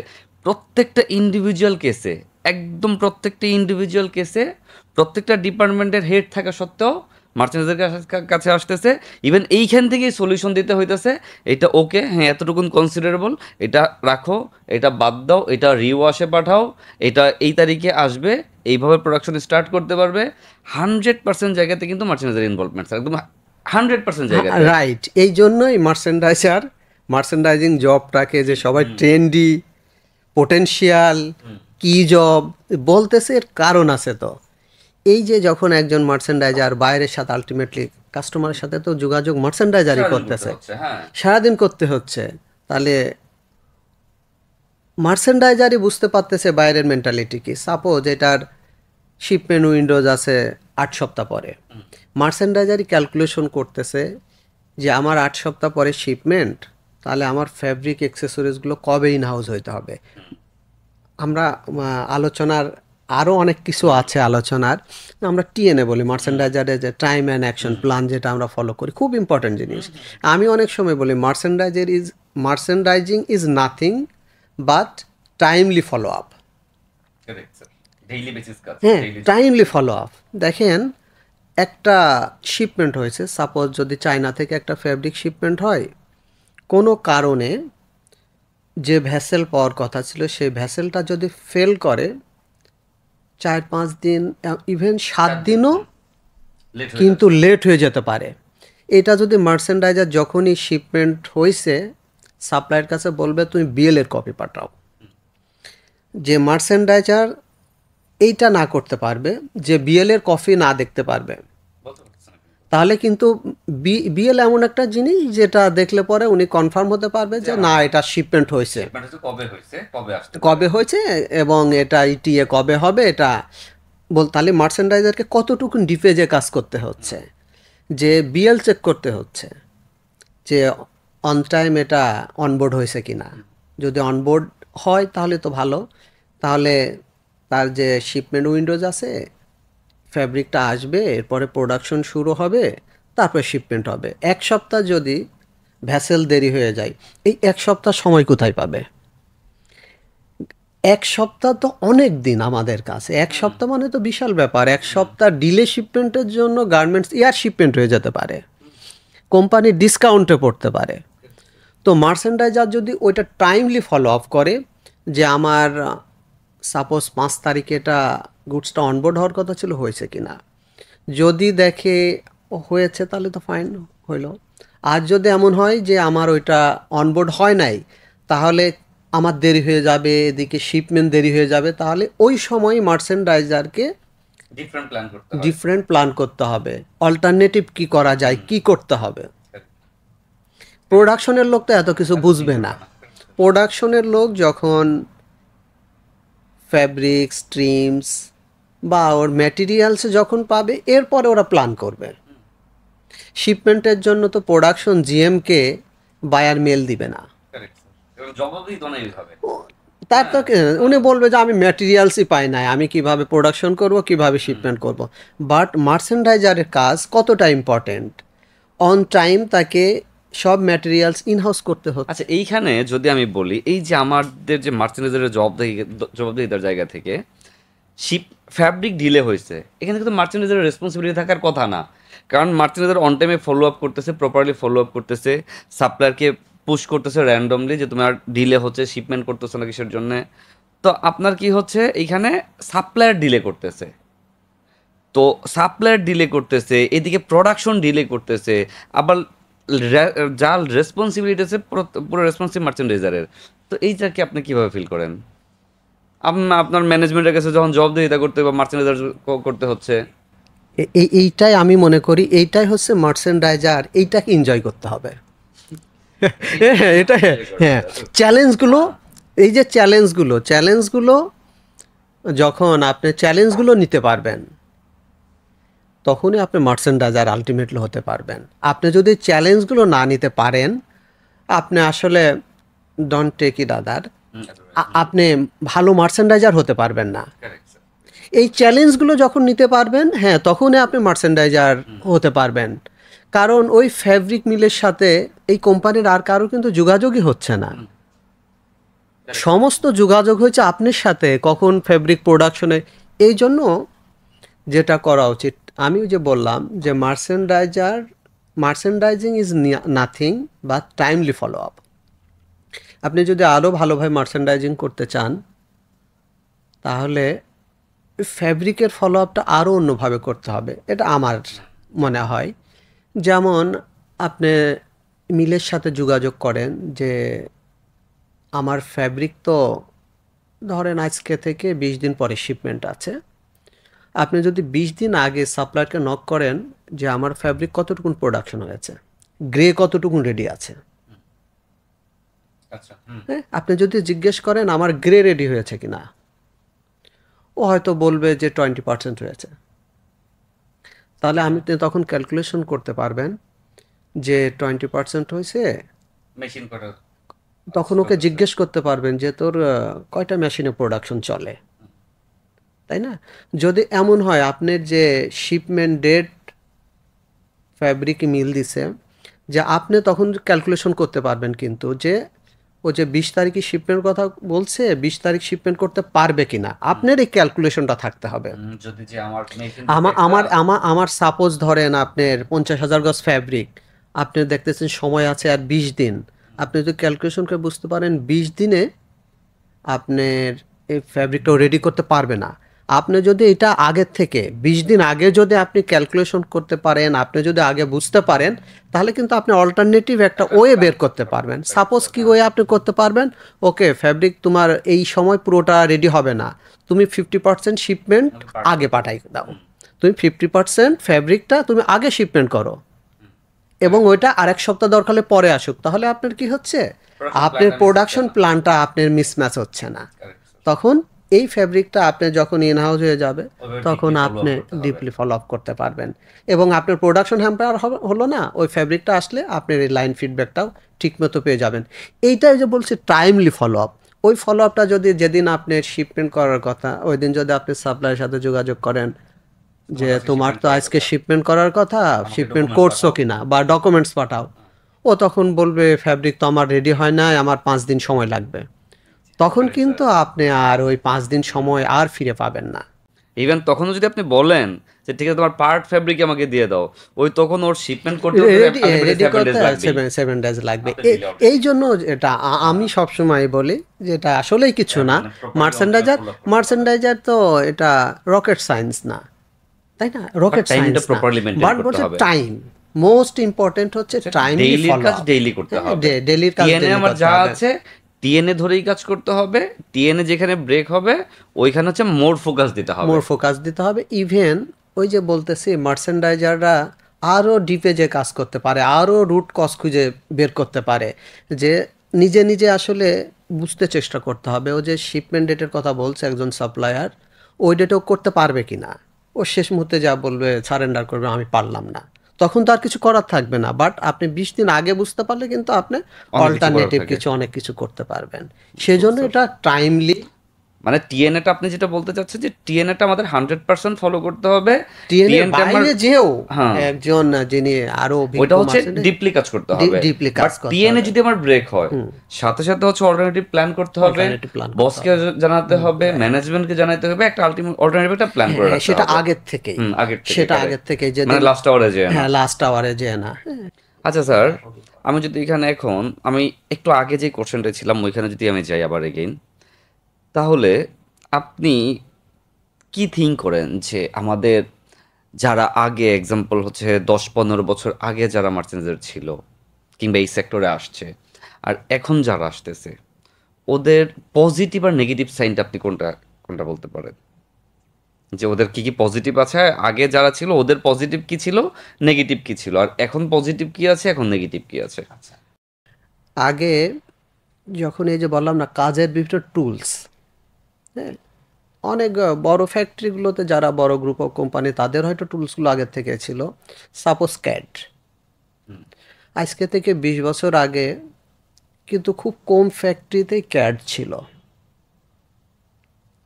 ম্যানুয়ালি তারা প্যাটার্ন করছে, ম্যানুয়ালি তারা ফ্যাব্রিকের কনজামশন দিছে বুকিং করার জন্য, তারা ম্যানুয়ালি মার্কার করে তারা ফ্যাব্রিক বুকিং দিছে। কিন্তু আজকে কিন্তু ইজিলি সফটওয়্যার দিয়ে, তারা বিভিন্ন ধরনের এখন সফটওয়্যার আছে, তারা খুব ইজিলি বুকিং দেওয়ার জন্য কনজামশনটা পেয়ে যাচ্ছে। আগে কিন্তু 2-3 দিন ওয়েট করতে হয়েছে বা 5 দিন 7 দিন ওয়েট করতে হয়েছে কনজামশন, ফাইনাল কনজামশনটা পাওয়ার জন্য। ইভেন ওই ম্যানুয়াল কনজামশন করতে না পাওয়ার জন্য ফ্যাব্রিক বুকিং দিতে অনেক সময় 2 দিন দেরি হয়ে গেছে। কিন্তু এখন ম্যাক্সিমাম ফ্যাক্টরিগুলোতেই ক্যাড আছে, তারা খুব ইজিলি পারতেছে, মানে খুব শর্ট টাইমের মধ্যে করে ফেলতেছে, ইভেন কারেক্ট কনজাম্পশন দিচ্ছে। আগে ফ্যাব্রিকের আগে কনজাম্পশনটা এমন হয়তো যে আমার কম বেশি হয়ে যেত বেশি, বাট এখন একটা লিমিটেশনের মধ্যে থাকে জিনিসটা। এইটা মনে করেন আগে যারা কাজ করছে তাদের থেকে এখন এই জেনারেশন এই ফ্যাসিলিটিসটা পাচ্ছে। কাজের এই টুলসটা তো আগে অ্যাভেলেবেল ছিল না, এটা খুব ইম্পর্টেন্ট একটা টুলস। তারা মার্চেন্ডাইজাররা এখন ইজিলি এটা পেয়ে যাচ্ছে, তারা ইজিলি পেয়ে যাচ্ছে। কাজের আরও টুলস এখন খুব ইম্পর্টেন্ট একটা জিনিস কমিউনিকেশন। এখন কমিউনিকেশনটা এত সহজ হয়ে গেছে যে আপনি যে কোনো সময় যে কোনো কাউকে রিচ করতে পারেন। আগে এইটা আমরা সহজেই তো কাউকে রিচ করতে পারি নাই। আগে আমরা কাস্টমারকে বলেন বা কোনো ফ্যাব্রিক সাপ্লায়ার বা যে কোনো সাপ্লায়ারকে আমরা মেল দিতাম, ও মেল দেখে 1-2 দিন অনেক সময় দেরিও হয়েছে, তারা এসে হয়তো মেল দেখে নাই বা অফিসে নাই, আমার রিপ্লাই পাইতে বা ইনফরমেশন পাইতে আমার 2 দিন দেরি হয়েছে, বাট নাও ইট ইজ উইকেন্ডের মধ্যে হ্যাঁ উইকেন্ডের মধ্যে পড়ে গেছে। বাট এখন যে এত সহজ কমিউনিকেশন, আপনি যে কোনো সময় যে কোনো কাউকে যে কোনো ওয়েতে আপনি খুব সংক্ষেপে মেসেজ দিতে পারতেছেন যে আমাকে এই ইস্যুটা আপডেট করো, আপনি উইদিন মিনিটসের মধ্যে কিন্তু আপনি আপডেটটা পেয়ে যাচ্ছেন। তাহলে আগে যারা মার্চেন্ডাইজিংয়ে ছিল, এখন এই মার্চেন্ডাইজার যারা, তাদের থেকে এই ফ্যাসিলিটিস তারা এখন এত সহজ কমিউনিকেশন তারা পাচ্ছে, তারা কাজের বিভিন্ন টুলস পাচ্ছে, কাজের তারা বিভিন্ন টুলস পাচ্ছে। আরও দেখেন কাজের কত টুলস এখন, ইআরপি সিস্টেম, ইআরপি দেখেন আজকে থেকে 20 বছর আগে তো ইআরপি খুব হাতে গোনা কয়েকটা ফ্যাক্টরিতে কোম্পানিতে ছিল, এখন ম্যাক্সিমাম ফ্যাক্টরিতে এখন ইআরপি আছে। ইআরপিটা থাকার জন্য দেখেন সবাই কিন্তু যে কোনো জায়গা থেকে একটা প্ল্যাটফর্মে সে সব কিছু দেখতে পারছে, তার সিনিয়রও দেখতে পারতেছে সে কোন টিএনএটা ফেল করলো, কোনটা কী করলো সে দেখতে পারতেছে, হায়ার ম্যানেজমেন্টও দেখতে পারতেছে ওয়ান ক্লিকে, তার যেটা দেখার দরকার ফিনান্সিয়াল বিষয়গুলো, তার কস্টিংয়ের বিষয়গুলো তারপরে কিন্তু হচ্ছে দেখতে পারতেছে। সিনিয়র দেখতে পাচ্ছে কোন কোন জায়গাতে গ্যাপ আছে, ওই গ্যাপে যে ইনভলভ হতে পারতেছে। ইনভলভ হতে পারতেছে। এই যে আগে এই ফ্যাসিলিটিসটা ছিল না, এখন এই টুলসগুলো পাওয়ার জন্য এদের জন্য তো সহজ হয়েছে কাজ করার, কারেক্ট স্যার, ভেরি গুড। তাই না? সহজ হয়েছে। এখন মনে করেন, আর স্যার যদি এটা হচ্ছে আপনার পার্সন ভাবে যান, যে আগে যারা ছিল ওদের হচ্ছে পার্সোনাল স্কিলের জায়গা থেকে যদি যান, তাহলে সেক্ষেত্রে আপনি কিভাবে থিঙ্ক করেন? আসলে এই ক্ষেত্রে আবার রিভার্স হতে হবে। আগে যারা ভালো মার্চেন্ডাইজিং করছে তারা পার্সোনালি আগে বেশি ভালো স্কিল ছিল আমার মতে, মেবি আই এম রং, হ্যাঁ, বাট আমার মনে হয় তারা ওই সময় যে প্র্যাকটিক্যালি কাজগুলো করে যেটা শিখছে, এখন যারা কাজ করতেছে বিভিন্ন টুলসই তারা ইউজ করতেছে, প্র্যাকটিক্যাল কাজ। আমরা ওই যে বলছি কনজামশনের জন্য যখন আগে স্যাম্পল সেকশনে যাইতাম যে মার্কা টার্কা করতেছে, কোথাও ভুল হয়েছে, আমরা নিজেরা যে মার্কার দেখছি চেক করছি যে কোথাও কোনো গ্যাপ হয়েছে কিনা। কারণ আমরা ওই যে কনজামশনটা আমরা প্রথম ইনিশিয়াল যে কস্টিং করার জন্য আমরা যে কনজামশন পেতাম, আবার বুকিং দেওয়ার জন্য আমরা যে কনজামশন পেতাম ফাইনালি, তখন যদি ভ্যারি করতো তখন কিন্তু আমরা প্র্যাকটিক্যালি নিজেরা যেতাম যে এটা বেশি হয়ে যাচ্ছে কেন, একটু আবার চেক করো, আবার চেক করো। ওইটা আপনি চেক করতে পারবেন কখন? আপনার প্যাটার্ন সম্পর্কে, আপনার মার্কার সম্পর্কে যদি আপনার একটা মিনিমাম আইডিয়া থাকে, তাহলে তো আপনি দেখতে পারবেন, চেক করতে পারবেন। বাচ্চাদের কিন্তু দরকার নাই কমপ্লিটলি শিখা। না না না, আমি বলছি আইডিয়া থাকতে হবে, আইডিয়া, বেসিক আইডিয়া থাকতে হবে। কারণ আমি তো প্যাটার্ন করতে পারবো না, বাট প্যাটার্ন কিভাবে করে এটা তো আমি জানি, প্যাটার্ন যে করে তাকে তো আমি কমান্ড করতে পারি। মার্চেন্ডাইজারের কাজে তো এটা, প্যাটার্ন তো আমি বুঝি, আমি প্যাটার্ন করতে পারি না, বাট আমি প্যাটার্ন তো বুঝি। এতটুকুন বেসিক স্কিল তাকে থাকতেই হবে। তো ওই সময় যারা প্র্যাকটিক্যালি কাজ করছে তাদের এইটা তারা স্কিলড হইতে পারছে, আর এই সময়টা সবাই এই টুলস নির্ভর হয়ে যাওয়ার জন্য ওই জায়গাটাতে গ্যাপ পড়ে গেছে। এটা আমার মনে হয় যে তাদের অনেকটা গ্যাপ পড়ে গেছে। আমারও পার্সোনালি এইরকমের মনে হয় যে এই জায়গাতে একটা গ্যাপ পড়ে গেছে। আলটিমেটলি এর জন্যই এই গ্যাপটা, আগের আর এখনকার যে গ্যাপটা আলটিমেটলি এই জন্যই। এখন আপডেট হয়েছে, অনেক টুলস আমরা ইউজ করতেছি, ম্যানেজমেন্ট ওইভাবে আমাদের সাপোর্ট দিচ্ছে, যেই সাপোর্টটা কিন্তু আগে ছিল না, যার জন্য হচ্ছে এই যে ছোটোখাটো গ্যাপগুলো আছে পড়ে গেছে। এখানে আমি আরেকটা জিনিস স্যার অ্যাড করি, যদি এই রকমের, যে দেখেন স্যার আমরা আজকে গার্মেন্ট সেক্টর এত ডেভেলপ বাংলাদেশে, ওয়ার্ল্ড কিন্তু কাইন্ড অফ লিড দিচ্ছে বাংলাদেশ গার্মেন্ট সেক্টরে, যে ওয়ার্ল্ড কাইন্ড অফ লিড দিচ্ছে। তো এখন এই জায়গাতে এসেও স্যার আমাদের এখন পর্যন্ত দেশের বাইরে থেকে এমপ্লয়ার হায়ার করতে হচ্ছে।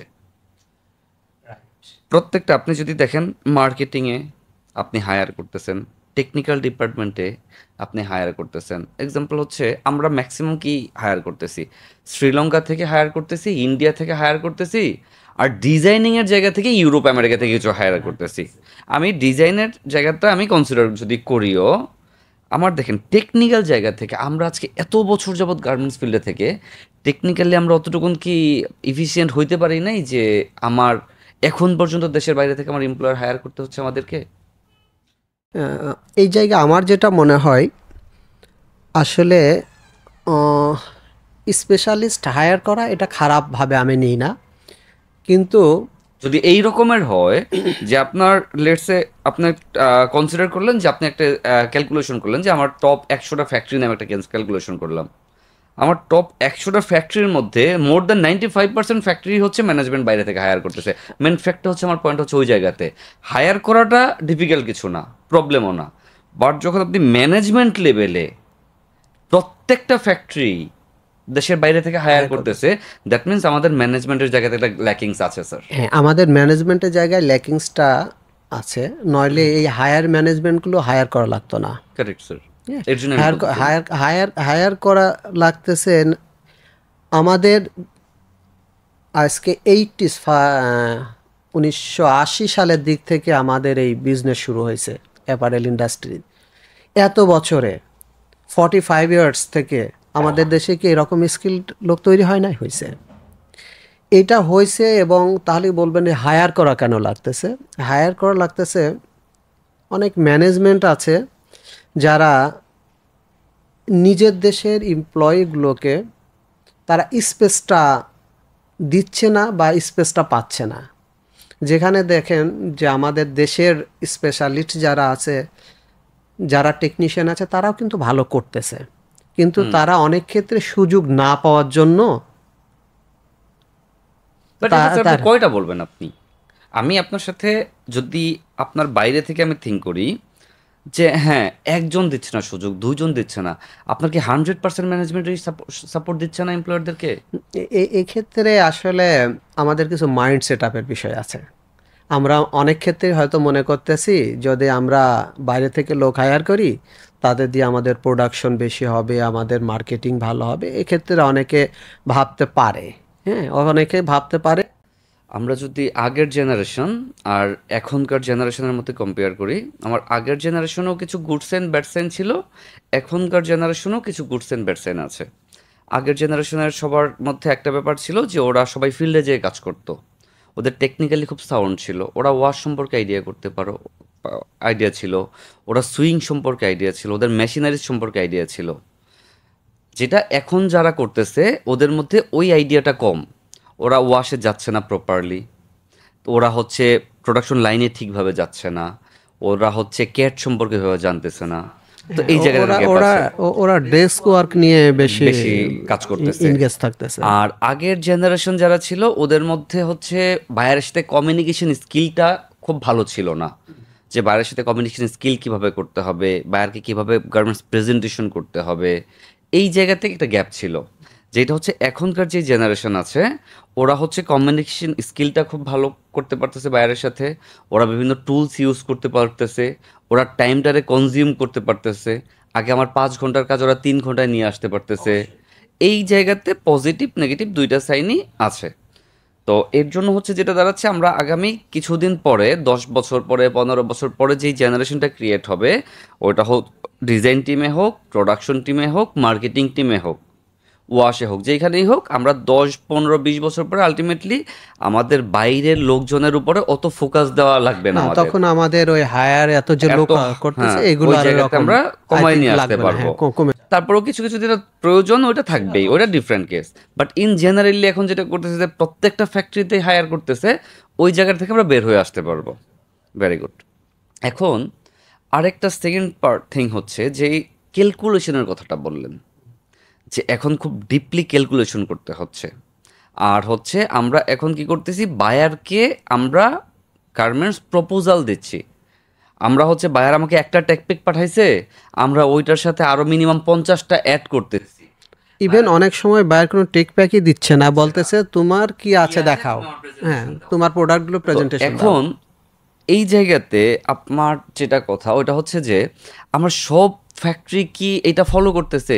মানে আমরা যারা হচ্ছে ছোট ফ্যাক্টরি আছে, মিড লেভেলের ফ্যাক্টরি না, আছে, সবাই বড় তো ফ্যাক্টরি আছে, সবাই সবাই ফলো করতে পারতেছে না। না পারার কারণ হচ্ছে এরকম মিড লেভেলের ফ্যাক্টরি বা আরও ছোট ফ্যাক্টরি, তাদের এই ডিজাইন টিমের মতো এক্সপেন্সিভ টিম তাদের নাই। সো তারা নিজেরা যদি প্রোডাক্ট ডেভেলপ করতে যায়, খুব একটা তারা করতে পারবে না। কস্টিং অনেক বেড়ে যাবে। না, কস্টিংয়ের না, আপনি ডেভেলপ করবেন কি? একজন একজন স্যাম্পল ম্যান যে স্যাম্পল বানাবে তাকে তো আপনাকে একটা ডিজাইন দিতে হবে, একটা ফাইল দিতে হবে। তো এই ডিজাইন টিম এখন কি করতেছে? ডিজাইন টিম আপনাকে টেকনিক্যাল ফাইল তৈরি করে দিচ্ছে। ডিজাইন টিম ফ্যাব্রিকও সিলেক্ট করতেছে। ডিজাইন টিমে কিন্তু খালি ডিজাইনার না, ডিজাইন টিমে ফ্যাব্রিক স্পেশালিস্ট কাজ করতেছে, যে এই ডিজাইনটার জন্য আমার কি ফ্যাব্রিক লাগবে। ফ্যাব্রিক স্পেশালিস্ট ওই টিমে কাজ করতেছে। তো যখন কাজ করতেছে সবাই সবাই কাজ করতেছে, যেমন যে ডিজাইন করতেছে উনি ডিজাইন করে দিচ্ছে, ওয়াশ স্পেশালিস্ট উনি কয়েকটা অপশনে ওয়াশ করতেছে, যে ফ্যাব্রিক স্পেশালিস্ট উনি কয়েক ধরনের ফ্যাব্রিক ইউজ করে একই স্টাইল 5 ধরনের ফ্যাব্রিক দিয়ে ডেভেলপ করতেছে, কোনটার আউটলুক ভালো আসতেছে, এবং বায়ারকে প্রপোজাল ওইভাবে দিচ্ছে। খালি আউটলুকের বিষয় না, যে একটা স্টাইল 2-3টা ফ্যাব্রিক অপশনে বায়ারকে প্রেজেন্টেশন দিচ্ছে, বলছে দেখো তুমি যদি এই ফ্যাব্রিকে নাও এটার প্রাইস এত আসবে, এইটা নিলে এত আসবে, এইটা নিলে এত আসবে। তখন বায়ার কিন্তু চুজ করতে পারতেছে যে ওকে আমার এই স্টাইলটা তো ঠিক থাকতেছে, আমার বাজেটটা তো, সো আমার এই বাজেটের মধ্যে আমি এই ফ্যাব্রিকটা পিক করতে পারি।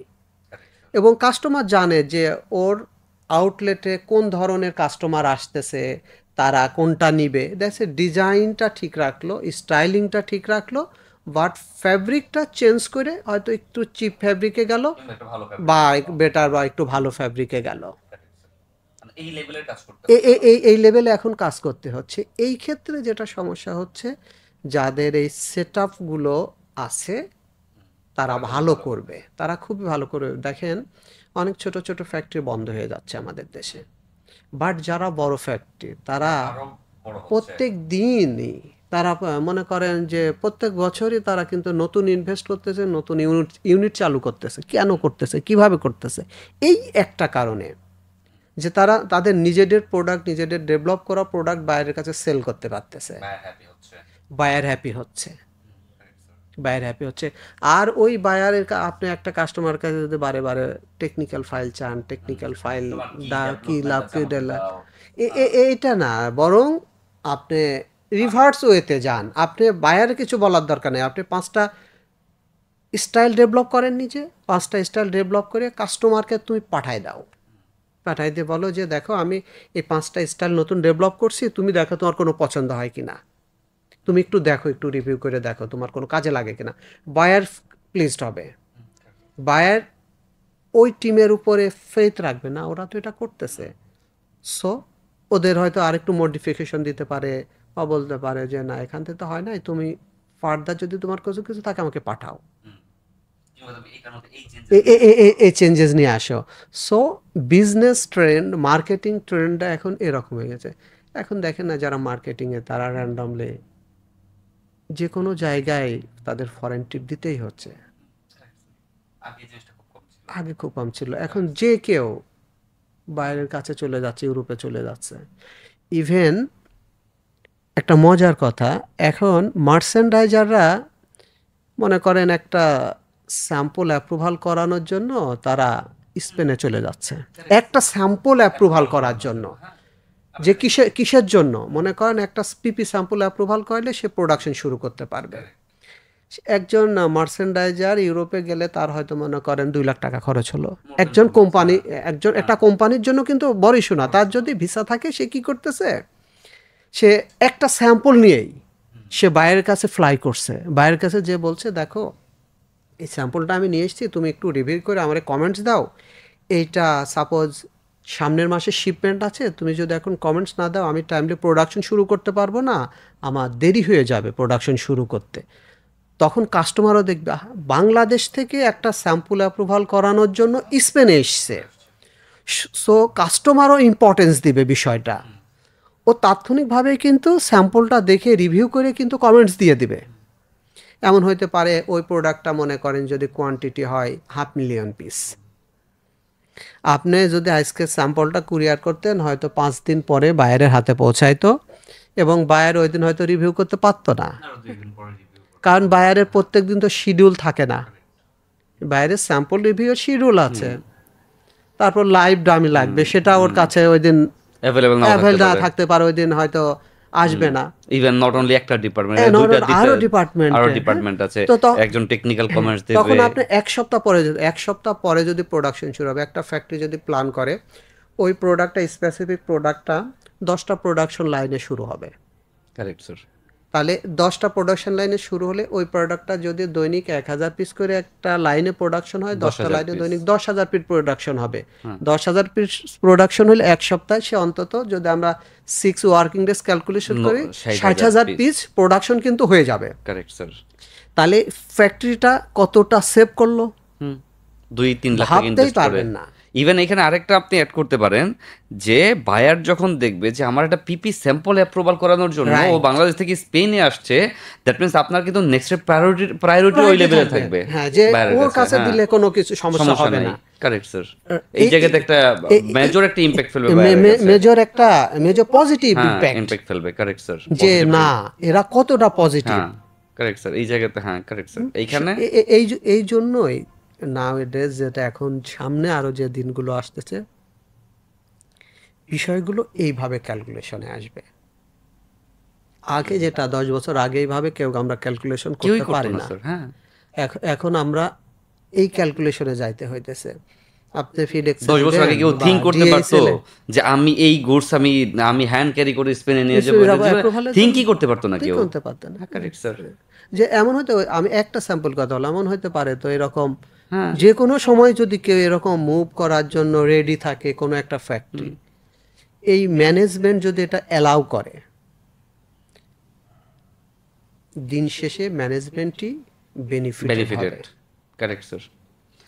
এবং ওই কাস্টমারের কনফিডেন্ট লেভেলটা কোথায় যাবে ভাবতে পারতেছেন? আমি দিতে বললাম এখন তাই হচ্ছে স্যার, বড় বড় ফ্যাক্টরিতে তাই হচ্ছে স্যার, র্যান্ডমলি হচ্ছে স্যার। ইভেন আমি যেখানে আছি ওইখানেও র্যান্ডমলি দেশের বাইরে স্যাম্পল অ্যাপ্রুভাল করানোর জন্য, যেটা আমি 10 বছর আগে মানে আমার ইমাজিনেশনের মধ্যেই ছিল না কারো ম্যানেজমেন্টের। চিন্তাই করা যায় নাই। তারপরে আগে যেটা দেখতাম, আমরা যখন স্টার্ট করেছি কিংবা হচ্ছে যখন মার্চেন্ডিংটা বুঝি প্রপারলি, ওই সময় দেখতাম হচ্ছে একটা বায়ারের মিটিং ডেট থাকতো, মিটিংয়ে হচ্ছে শুধুমাত্র হচ্ছে মিটিংয়ের মধ্যে যে অ্যাটেন্ড হইতো, বায়ার কি বলতো ওইটা শুনতো, ওইখান থেকে অর্ডার পিক করলে করতো, নাহলে ডেভেলপমেন্ট দিত। বাট এখন মিটিং কিন্তু ওইভাবে হয় না।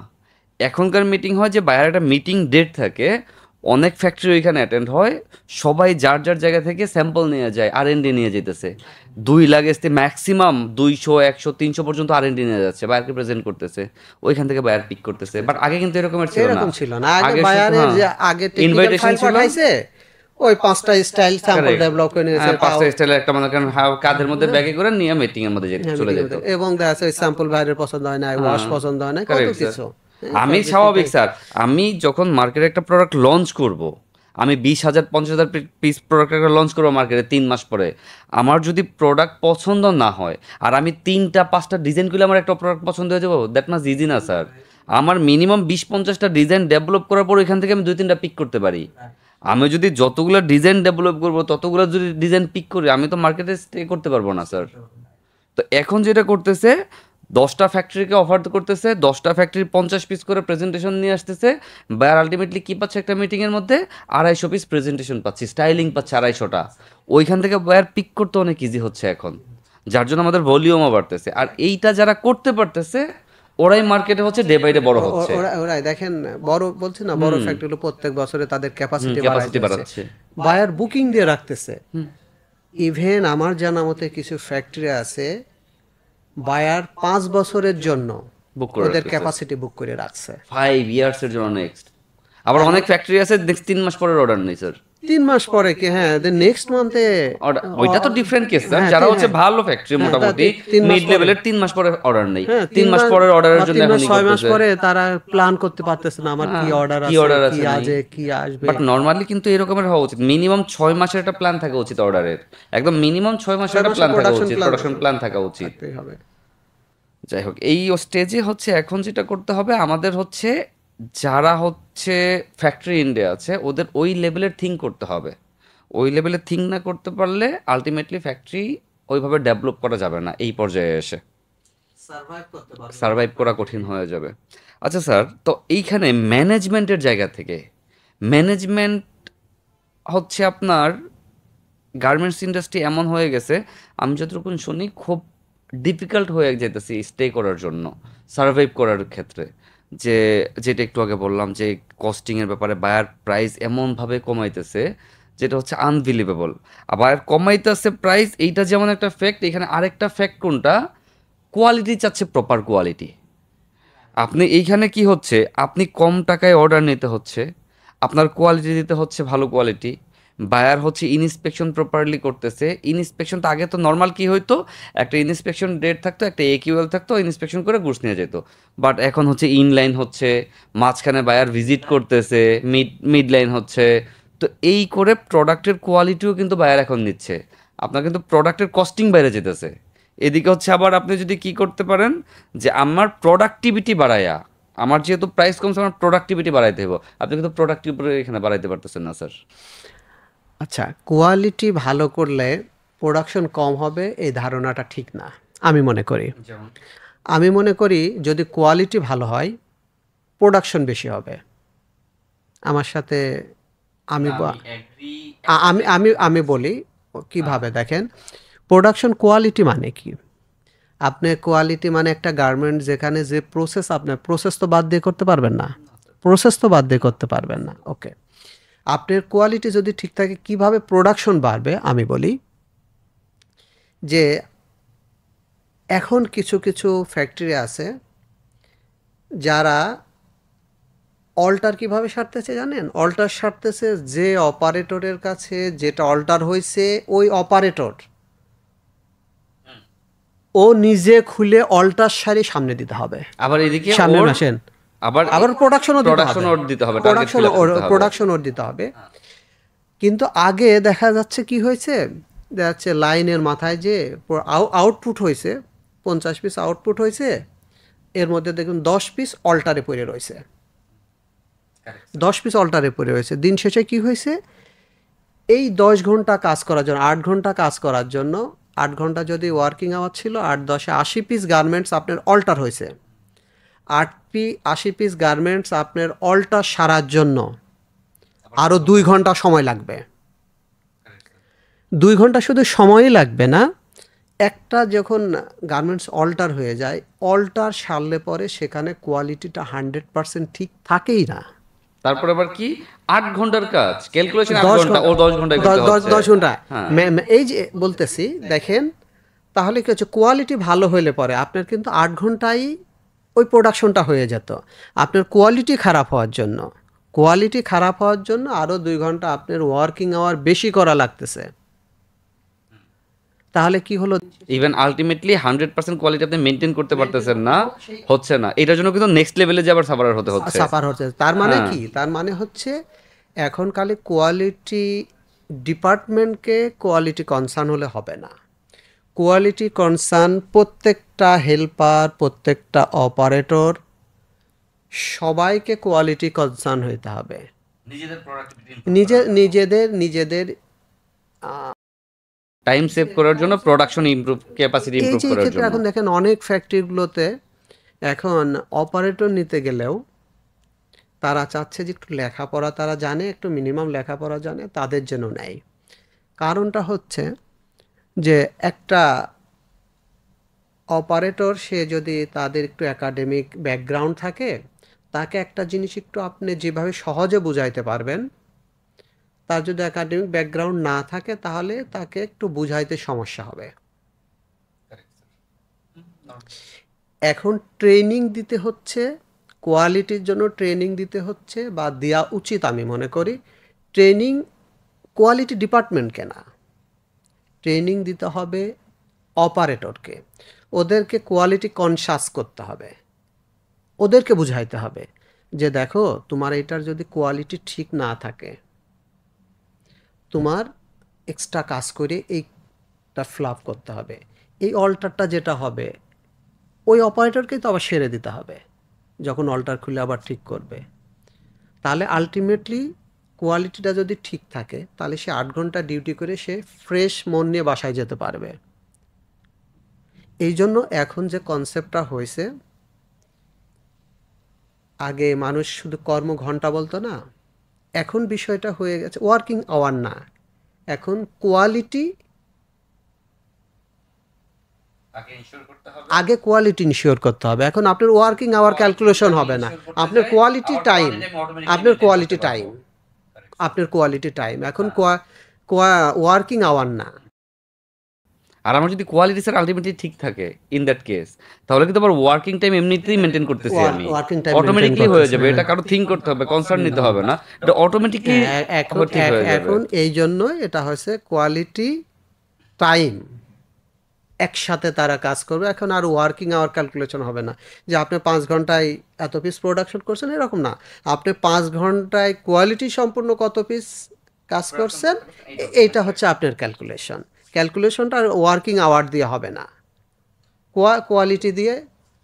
তাহলে কোয়ালিটি হচ্ছে আপনার এই, তাহলে সেই ক্ষেত্রে আপনার যেটা বলতে চাচ্ছেন ওটা হচ্ছে যে আমার কোয়ালিটি যদি আমি মেনটেন করতে যাই, আমার এক্সট্রা এফোর্ট দিতে হচ্ছে না। ইভেন আমি যদি কোয়ালিটি মেনটেন করে কাজ করতে পারি, থাকলেই সম্ভব। এটা আমি যদি কোয়ালিটি প্রপারলি মেনটেন করতে পারি, আমার টাইম আরো রিডিউস হচ্ছে, কনজিউম হচ্ছে, আমার টাইম বাড়তেছে না। দ্যাট মিনস কারেক্ট, সেই ক্ষেত্রে ঠিক আছে। বাট কোয়ালিটির সাথে স্যার অনেকগুলো ডিপার্টমেন্ট এঙ্গেজ স্যার। এক্সাম্পল হচ্ছে আপনার কি হচ্ছে সুইং ডিপার্টমেন্ট এঙ্গেজ, আপনার আসলে ওয়াশিং ডিপার্টমেন্ট না না এঙ্গেজ। না, আমরা এখন যেটা কথা বললাম এটা তো আমরা আসলে সুইং রিলেটেড না, সুইং রিলেটেড।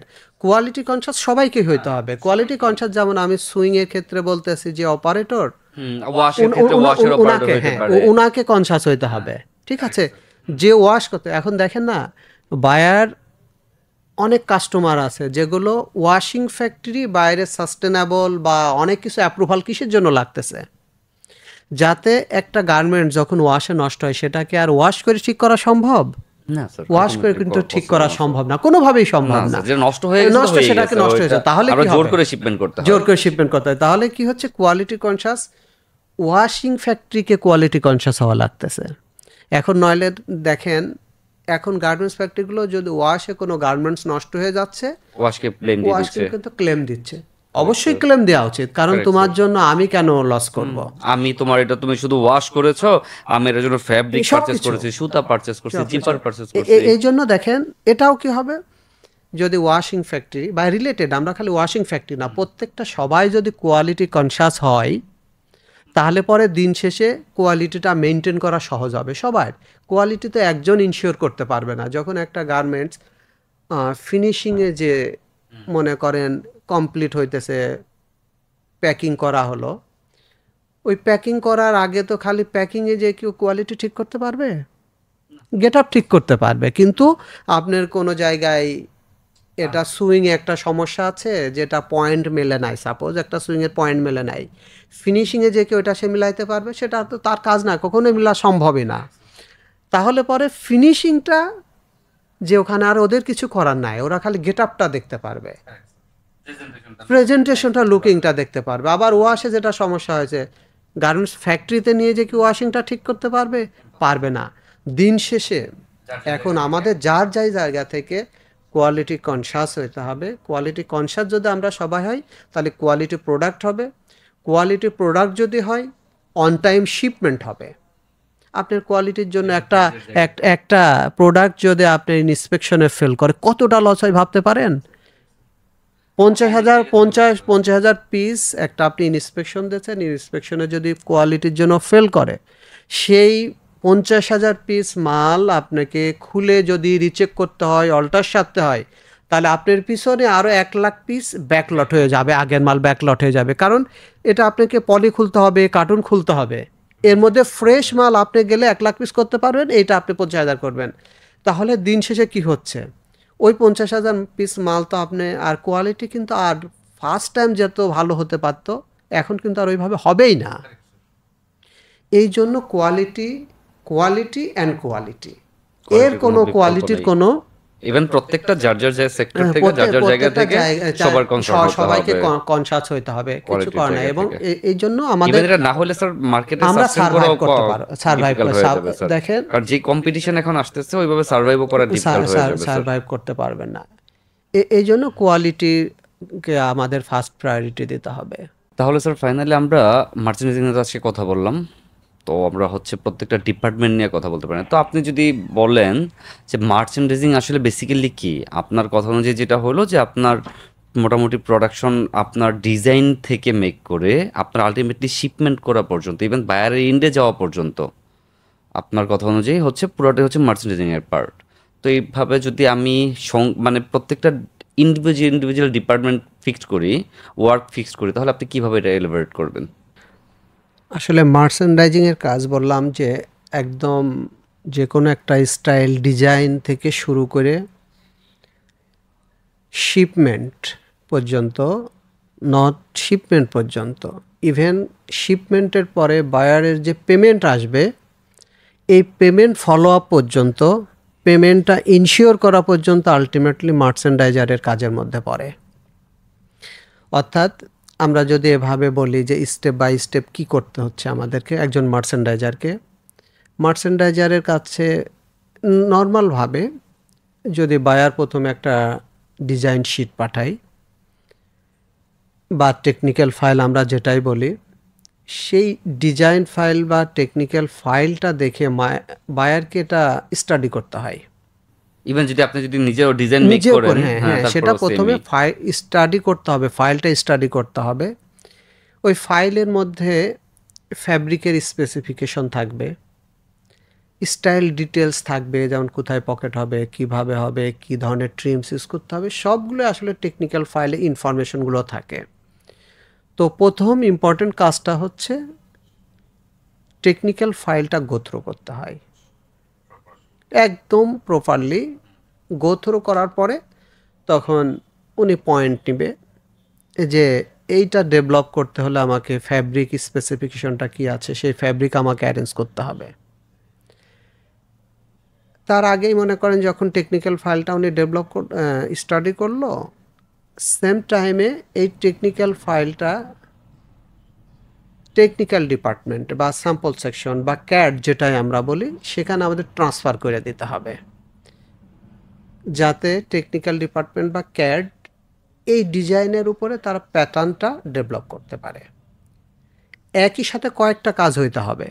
আপনি যদি ফ্যাব্রিক অ্যাক্সেসরিজ রেডি করে তারপর ফাইল আপনি আপনার টেকনিক্যাল ডিপার্টমেন্টে দেন, তাহলে কিন্তু আপনি লেট হয়ে গেল। দ্য সেম ডেতে আপনি ফাইলটা স্টাডি করলেন, সেম ফাইলটা আপনি টেকনিক্যাল ডিপার্টমেন্টে বা ক্যাড যেখানেই যেটা বলেন সেখানে আপনি ট্রান্সফার করে দিলেন যথাযথ, তখনই দিয়ে দিলেন। সেম টাইমে আপনাকে ফাইলটা আইতেও দিতে হবে, মানে রিলেটেড সবগুলো রিলেটেড ডিপার্টমেন্টে। সব জায়গায় আপনার ফাইলটা চলে যেতে হবে সেম ডেতে গেলে কি হচ্ছে, টেকনিক্যাল ডিপার্টমেন্ট এটার প্যাটার্ন করবে, আই ডিপার্টমেন্ট এর প্রোডাকশন কত হবে, তারা এসএমবি সব ক্যালকুলেশনটা তারা জানাবে, আপনি এদিকে আগায় থাকলেন। ইন দ্য মিন টাইমে আপনি ফ্যাব্রিক সোর্সিং করতে হচ্ছে। ফ্যাব্রিকেশন কিসে তা তো আপনি আগেই বুঝে নিতে হবে। তো ফ্যাব্রিক ট্রিমস কি লাগবে, অনেক সময় আবার ইমপ্লিজমেন্ট থাকে, প্রিন্ট থাকতে পারে, এমব্রয়ডারি থাকতে পারে, অনেক কিছুই থাকতে পারে। তো আলটিমেটলি ডিজাইনের যেটা উপরে যা সব যা কিছু রিলেটেড লাগবে, সবগুলোই সব আমার কিছু ডেভেলপ আপনাকে কাজ, করতে হবে। কিন্তু প্রিন্ট থাকলে প্রিন্ট যারা করে সেখানে ফাইলটা দিয়ে দিতে হবে, এমব্রয়ডারি থাকলে সেখানে দিয়ে দিতে হবে, আলটিমেটলি দিয়ে দিতে হচ্ছে। এরপরে যখন আপনার ম্যাটেরিয়ালসগুলো আপনার ইনহাউস হচ্ছে, ম্যাটেরিয়ালস ইনহাউস হওয়ার পরে আপনি ম্যাটেরিয়ালসগুলো দেখে শুনে আপনি স্যাম্পলের রিকুইজিশন সহ স্যাম্পল সেকশনে দিয়ে দিলেন। এটা আরেকজন যে আপনার সাথে কাজ করতেছে আপনার টিমে, সেটা ফলো আপ করলো। এ পর্যন্ত আপনার ম্যাটেরিয়াল সব কিছু স্যাম্পল সেকশনে দিয়ে দিলেন। ইন দ্য মিন টাইমে তো স্যাম্পলটা ডেভেলপ হয়ে যাবে। স্যাম্পলটা ডেভেলপ করার পরে, আচ্ছা এখানে স্যাম্পল ডেভেলপের বিষয়টা আমরা অনেক সময় বায়ার স্যাম্পল ডেভেলপমেন্টের আগে অর্ডার কনফার্ম হয়, অনেক সময় হয়, আবার অনেক সময় হয় যে বায়ারকে স্যাম্পল পাঠানো লাগতেছে তারপরে অর্ডারটা কনফার্ম হয়। যেটাই হোক, স্যাম্পল তো ডেভেলপ করাই লাগতেছে। স্যাম্পল ডেভেলপ করার সাথে সাথে আরও কাজ করতে হচ্ছে। খালি আপনি ম্যাটেরিয়ালস অ্যারেঞ্জ করলেন এটাই শেষ না, ম্যাটেরিয়ালসের স্পেসিফিকভাবে যে ফ্যাব্রিকেশনটা বায়ার মেনশন করছে, সেই ফ্যাব্রিকের প্রাইসটা আপনাকে সাপ্লায়ার কাছ থেকে নিতে হচ্ছে। মানে এখানে প্রাইস ইনশিওর একটা ব্যাপার আছে। কারণ আপনাকে তো স্যাম্পল ডেভেলপ করার পরে আপনাকে কস্টিংটা করতে হবে, তারপরে বায়ারকে আপনার প্রাইসও অফার করতে হবে, তাহলে কাজগুলো কিন্তু অনেক। তা আমি ফার্স্টে যেটা আসলাম ওইটা হচ্ছে, আমি একটা যদি ডিজাইন শিট লেটসে বাইরের কাছ থেকে পাইলাম, ফার্স্ট আমার কাজ হচ্ছে ডিজাইন শিট নিয়ে। তারপর হচ্ছে ফ্যাব্রিক সোর্সিং নিয়ে। ম্যাটেরিয়াল সব হ্যাঁ, তারপরে এর মাঝখানে হচ্ছে আমার মানে টেকনিক্যাল ডিপার্টমেন্টকে ফরওয়ার্ড করা, রিলেটেড ডিপার্টমেন্টকে, আই হতে পারে, ক্যাড হইতে পারে, যাই হোক রিলেটেড ডিপার্টমেন্টকে ফরওয়ার্ড করা, ওদের কাছ থেকে এসএমবি নেওয়া, সিএম বের করা, দেন হচ্ছে আমার প্যাটার্ন মেক করা, এই এভরিথিং এখানে ইনক্লুডেড। তারপর স্টেজে কাজ হচ্ছে আমার আলটিমেটলি স্যাম্পল মেক করা। স্যাম্পল মেক করার পর আমি যেটা করতে পারি, স্যাম্পলকে বায়ারকে পাঠাবো, বায়ার স্যাম্পলের উপরে কমেন্টস করবে ফিট টিট চেক করে। তারপর বায়ার্স কমেন্টস করার পরে আমার যা চেঞ্জেস আসে, এই চেঞ্জেসের উপরে আবার আবার নতুন করে next sample next sample next make sample করা, তার আগেই কিন্তু বায়ারকে প্রাইস আবার অফার প্রাইস অফার করতে হবে। Price correct। অফার করা খুব সবচেয়ে হ্যাঁ, ইম্পর্টেন্ট হচ্ছে ইম্পর্টেন্ট। প্রাইস তো অফার। এইখানে প্রাইস অফার করতে গেলে আমার আবার হচ্ছে প্রত্যেকটা ম্যাটেরিয়াল যে আমি ডেভেলপ করেছি এটার বেস্ট প্রাইসটা আমার সোর্স করতে হবে, যে আমার মিনিমাম 5-7টা সাপ্লাইয়ের সাথে ক্রস চেক করে যার প্রাইস সবচেয়ে ভালো, কোয়ালিটি কম্প্রোমাইজ না করে, ওর কাছ থেকে ওর প্রাইস আমি কনসিডার করে বায়ারকে আমি প্রাইস অফার করব, বায়ারের সাথে নেগোশিয়েট করে আমি এফওবি ফিক্সড করব। ওকে, এটা যদি এফওবিটা বায়ারের সাথে অর্ডার যদি কনফার্ম হয়ে যায়, ওকে ফাইন হয়ে গেল।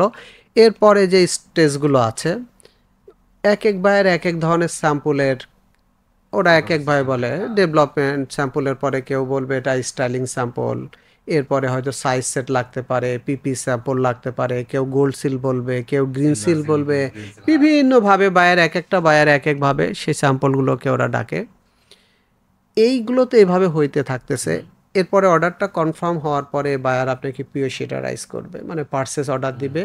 পার্সেস অর্ডার দিলে ওই পিও শিটে সব ব্রেকডাউনগুলো পেয়ে যাবে, যে কোন কালারে কোন সাইজে কত পিস গার্মেন্টস আছে। এইগুলো নিয়ে আপনি যে ফ্যাব্রিকের কনজামশন পাইছেন, ট্রিমসের প্রাইস পাইছেন, ট্রিমসের কনজামশন পাইছেন, এইগুলো নিয়ে যত তাড়াতাড়ি সম্ভব, ইভেন পিও শিট পাওয়ার 2 দিনের মধ্যেই আপনাকে বুকিংগুলো সারতে হবে, খুব ইম্পর্টেন্ট। বিশেষ করে ফ্যাব্রিকের বুকিংটা তো 2 দিনের মধ্যে সারতেই হবে। এরপর বুকিংগুলো হইল, বুকিংগুলো যখন অর্ডার হয়েছে তার আগেই কিন্তু আপনার ইনফরমেশনগুলো প্রোডাকশন টিমকে দিয়ে দেওয়া লাগছে, প্ল্যানিং টিমকে দিয়ে দেওয়া লাগছে, যে আমার এই কাস্টমারের এই অর্ডার অমুক মাসে শিপমেন্ট আছে, তোমরা প্রোডাকশন প্ল্যানে ঢোকাও। এটা প্রোডাকশন প্ল্যানে গেল, সব কিছু বুকিং হইলো। বুকিং হওয়ার পরে প্রত্যেকটা সাপ্লায়ারকে তো আপনার ব্যাক টু ব্যাক এলসি দিতে হবে। এর মধ্যে একটা জিনিস আমার হিসেবে সব মাথায় রাখতে হবে, আমার যে প্ল্যানটা দিয়েছে, আমার ওই প্ল্যান যেন আমি হিট করতে পারি। আমার ফ্যাব্রিক আসছে হচ্ছে আমার প্ল্যানের পরে, তাহলে আমি তো প্ল্যান হিট করতে পারতেছি না। হ্যাঁ, এই এই সময়ের মধ্যেই টিএনএ আপনাকে রেডি করতে হবে। TNA time and action plan ready করতে হবে। এই কাজগুলো করলেন, ব্যাক টু ব্যাক এলসি হলো, এরপরে ফ্যাব্রিক অ্যাক্সেসরিজ ম্যাটেরিয়াল শিপমেন্ট হলো, ইন হাউস হলো, প্রোডাকশন শুরু হবে। কোয়ালিটি গুডস রেডি হবে, ইনস্পেকশন হবে, শিপমেন্ট হবে। আপনার বায়ারের সাথে এটা পর্যন্ত ইনশিওর করতে হচ্ছে, আপনাকে ডকুমেন্টস দিতে হচ্ছে, বায়ারকে বিএলটিএল দিতে হচ্ছে যে তোমার এই মাল শিপমেন্ট হয়েছে অমুক তারিখে এইটিডি, অমুক তারিখে এইটিএ। এরপরে বায়ার গুডস রিসিভ করছে, এরপরে বায়ারের অ্যাজ পার এলসি বা অ্যাজ পার বায়ারের সাথে যে টার্মস কন্ডিশন আছে, বায়ার পেমেন্ট করা পর্যন্ত এটা মার্চেন্ডাইজারের জব রেসপন্সিবিলিটির মধ্যে পড়ে। যখন আপনার প্রকিউরমেন্টটা আসছে, প্রসিডটা এসছে, পেমেন্টটা এসছে, তখন আপনার একটা স্টাইলের বা একটা অর্ডারের কাজ শেষ হলো। এর মধ্যে যত সহজ আমি বললাম, বিষয়টা এত সহজ না, এর মধ্যে অনেক কাজ আছে, অনেক ডিপলি কাজ আছে, অনেক ডিটেলস কাজ আছে। তো সেইটা আমরা পরে ওয়ান বাই ওয়ান আমরা সেটা ডিসকাশন করব, যাতে যারা এটা ইন্টারেস্টেড তারা ওইভাবে তারা নিজেদেরকে। আমি যদি ওয়ান বাই ওয়ান যাই, আমার একটা ডিজাইন শিট মেক করতে হবে, দেন ওই ডিজাইন শিটের সাথে ফ্যাব্রিক সিলেক্ট করতে হবে, ফ্যাব্রিক সিলেকশনের পরে আস্তে আস্তে হচ্ছে আমার স্যাম্পল মেক করতে হবে, ইভেন স্যাম্পল মেক করার পরে স্যাম্পল অ্যাপ্রুভাল করাতে হবে, স্যাম্পল অ্যাপ্রুভাল করানোর পরে হচ্ছে আমার ট্রিমস বুকিংয়ে যাওয়া লাগবে, তারপর ট্রিমস বুকিংয়ে যাওয়ার পরে হচ্ছে আমার ট্রিমস অন টাইমে ইন হাউস করানো দরকার। ট্রিমস আবার অ্যাপ্রুভাল নেওয়ার একটা ব্যাপার অ্যাপ্রুভালের থাকে, বিষয় আছে, অ্যাপ্রুভাল হওয়ার পরে এগুলো পার্সোনালাইজ হ্যাঁ, ট্রিমস হবে। অ্যাপ্রুভাল হওয়ার পরে আমার অন টাইমে বুকিং প্লেস করতে হবে, অন টাইমে ইন হাউস করাতে হবে। রাইট। তারপরে হচ্ছে আমার প্রোডাকশনে যেতে হবে সুইং এর পরে আমার যেতে হবে হচ্ছে ওয়াশের পরে আমার আসবে ফিনিশিংয়ে, আবার এর মধ্যে কোয়ালিটি আমার 100% কন্ট্রোল করতে হবে। দেন ফিনিশিংয়ে আসার পরে আমার প্রোডাকশন ফিনিশিং করে শিপমেন্টের জন্য রেডি করতে হবে, আমার ইনস্পেকশন অফার করতে হবে, ইনস্পেকশন বায়ার যদি ওকে থাকে আমার ইনস্পেকশন আবার করার পরে অনেক সময় এটা শিপমেন্টের বুকিং ও মার্চেন্ডাইজারকে দেওয়া মার্চেন্ডাইজার লাগবে দিতে বা হয়, কমার্শিয়াল ডিপার্টমেন্টকে বলে দিতে হবে। ইনফর্ম করতে হবে। দেন হচ্ছে শিপমেন্ট করার পরে আমার পেমেন্ট বায়ারের কাছ থেকে ইনশিওর করতে হবে।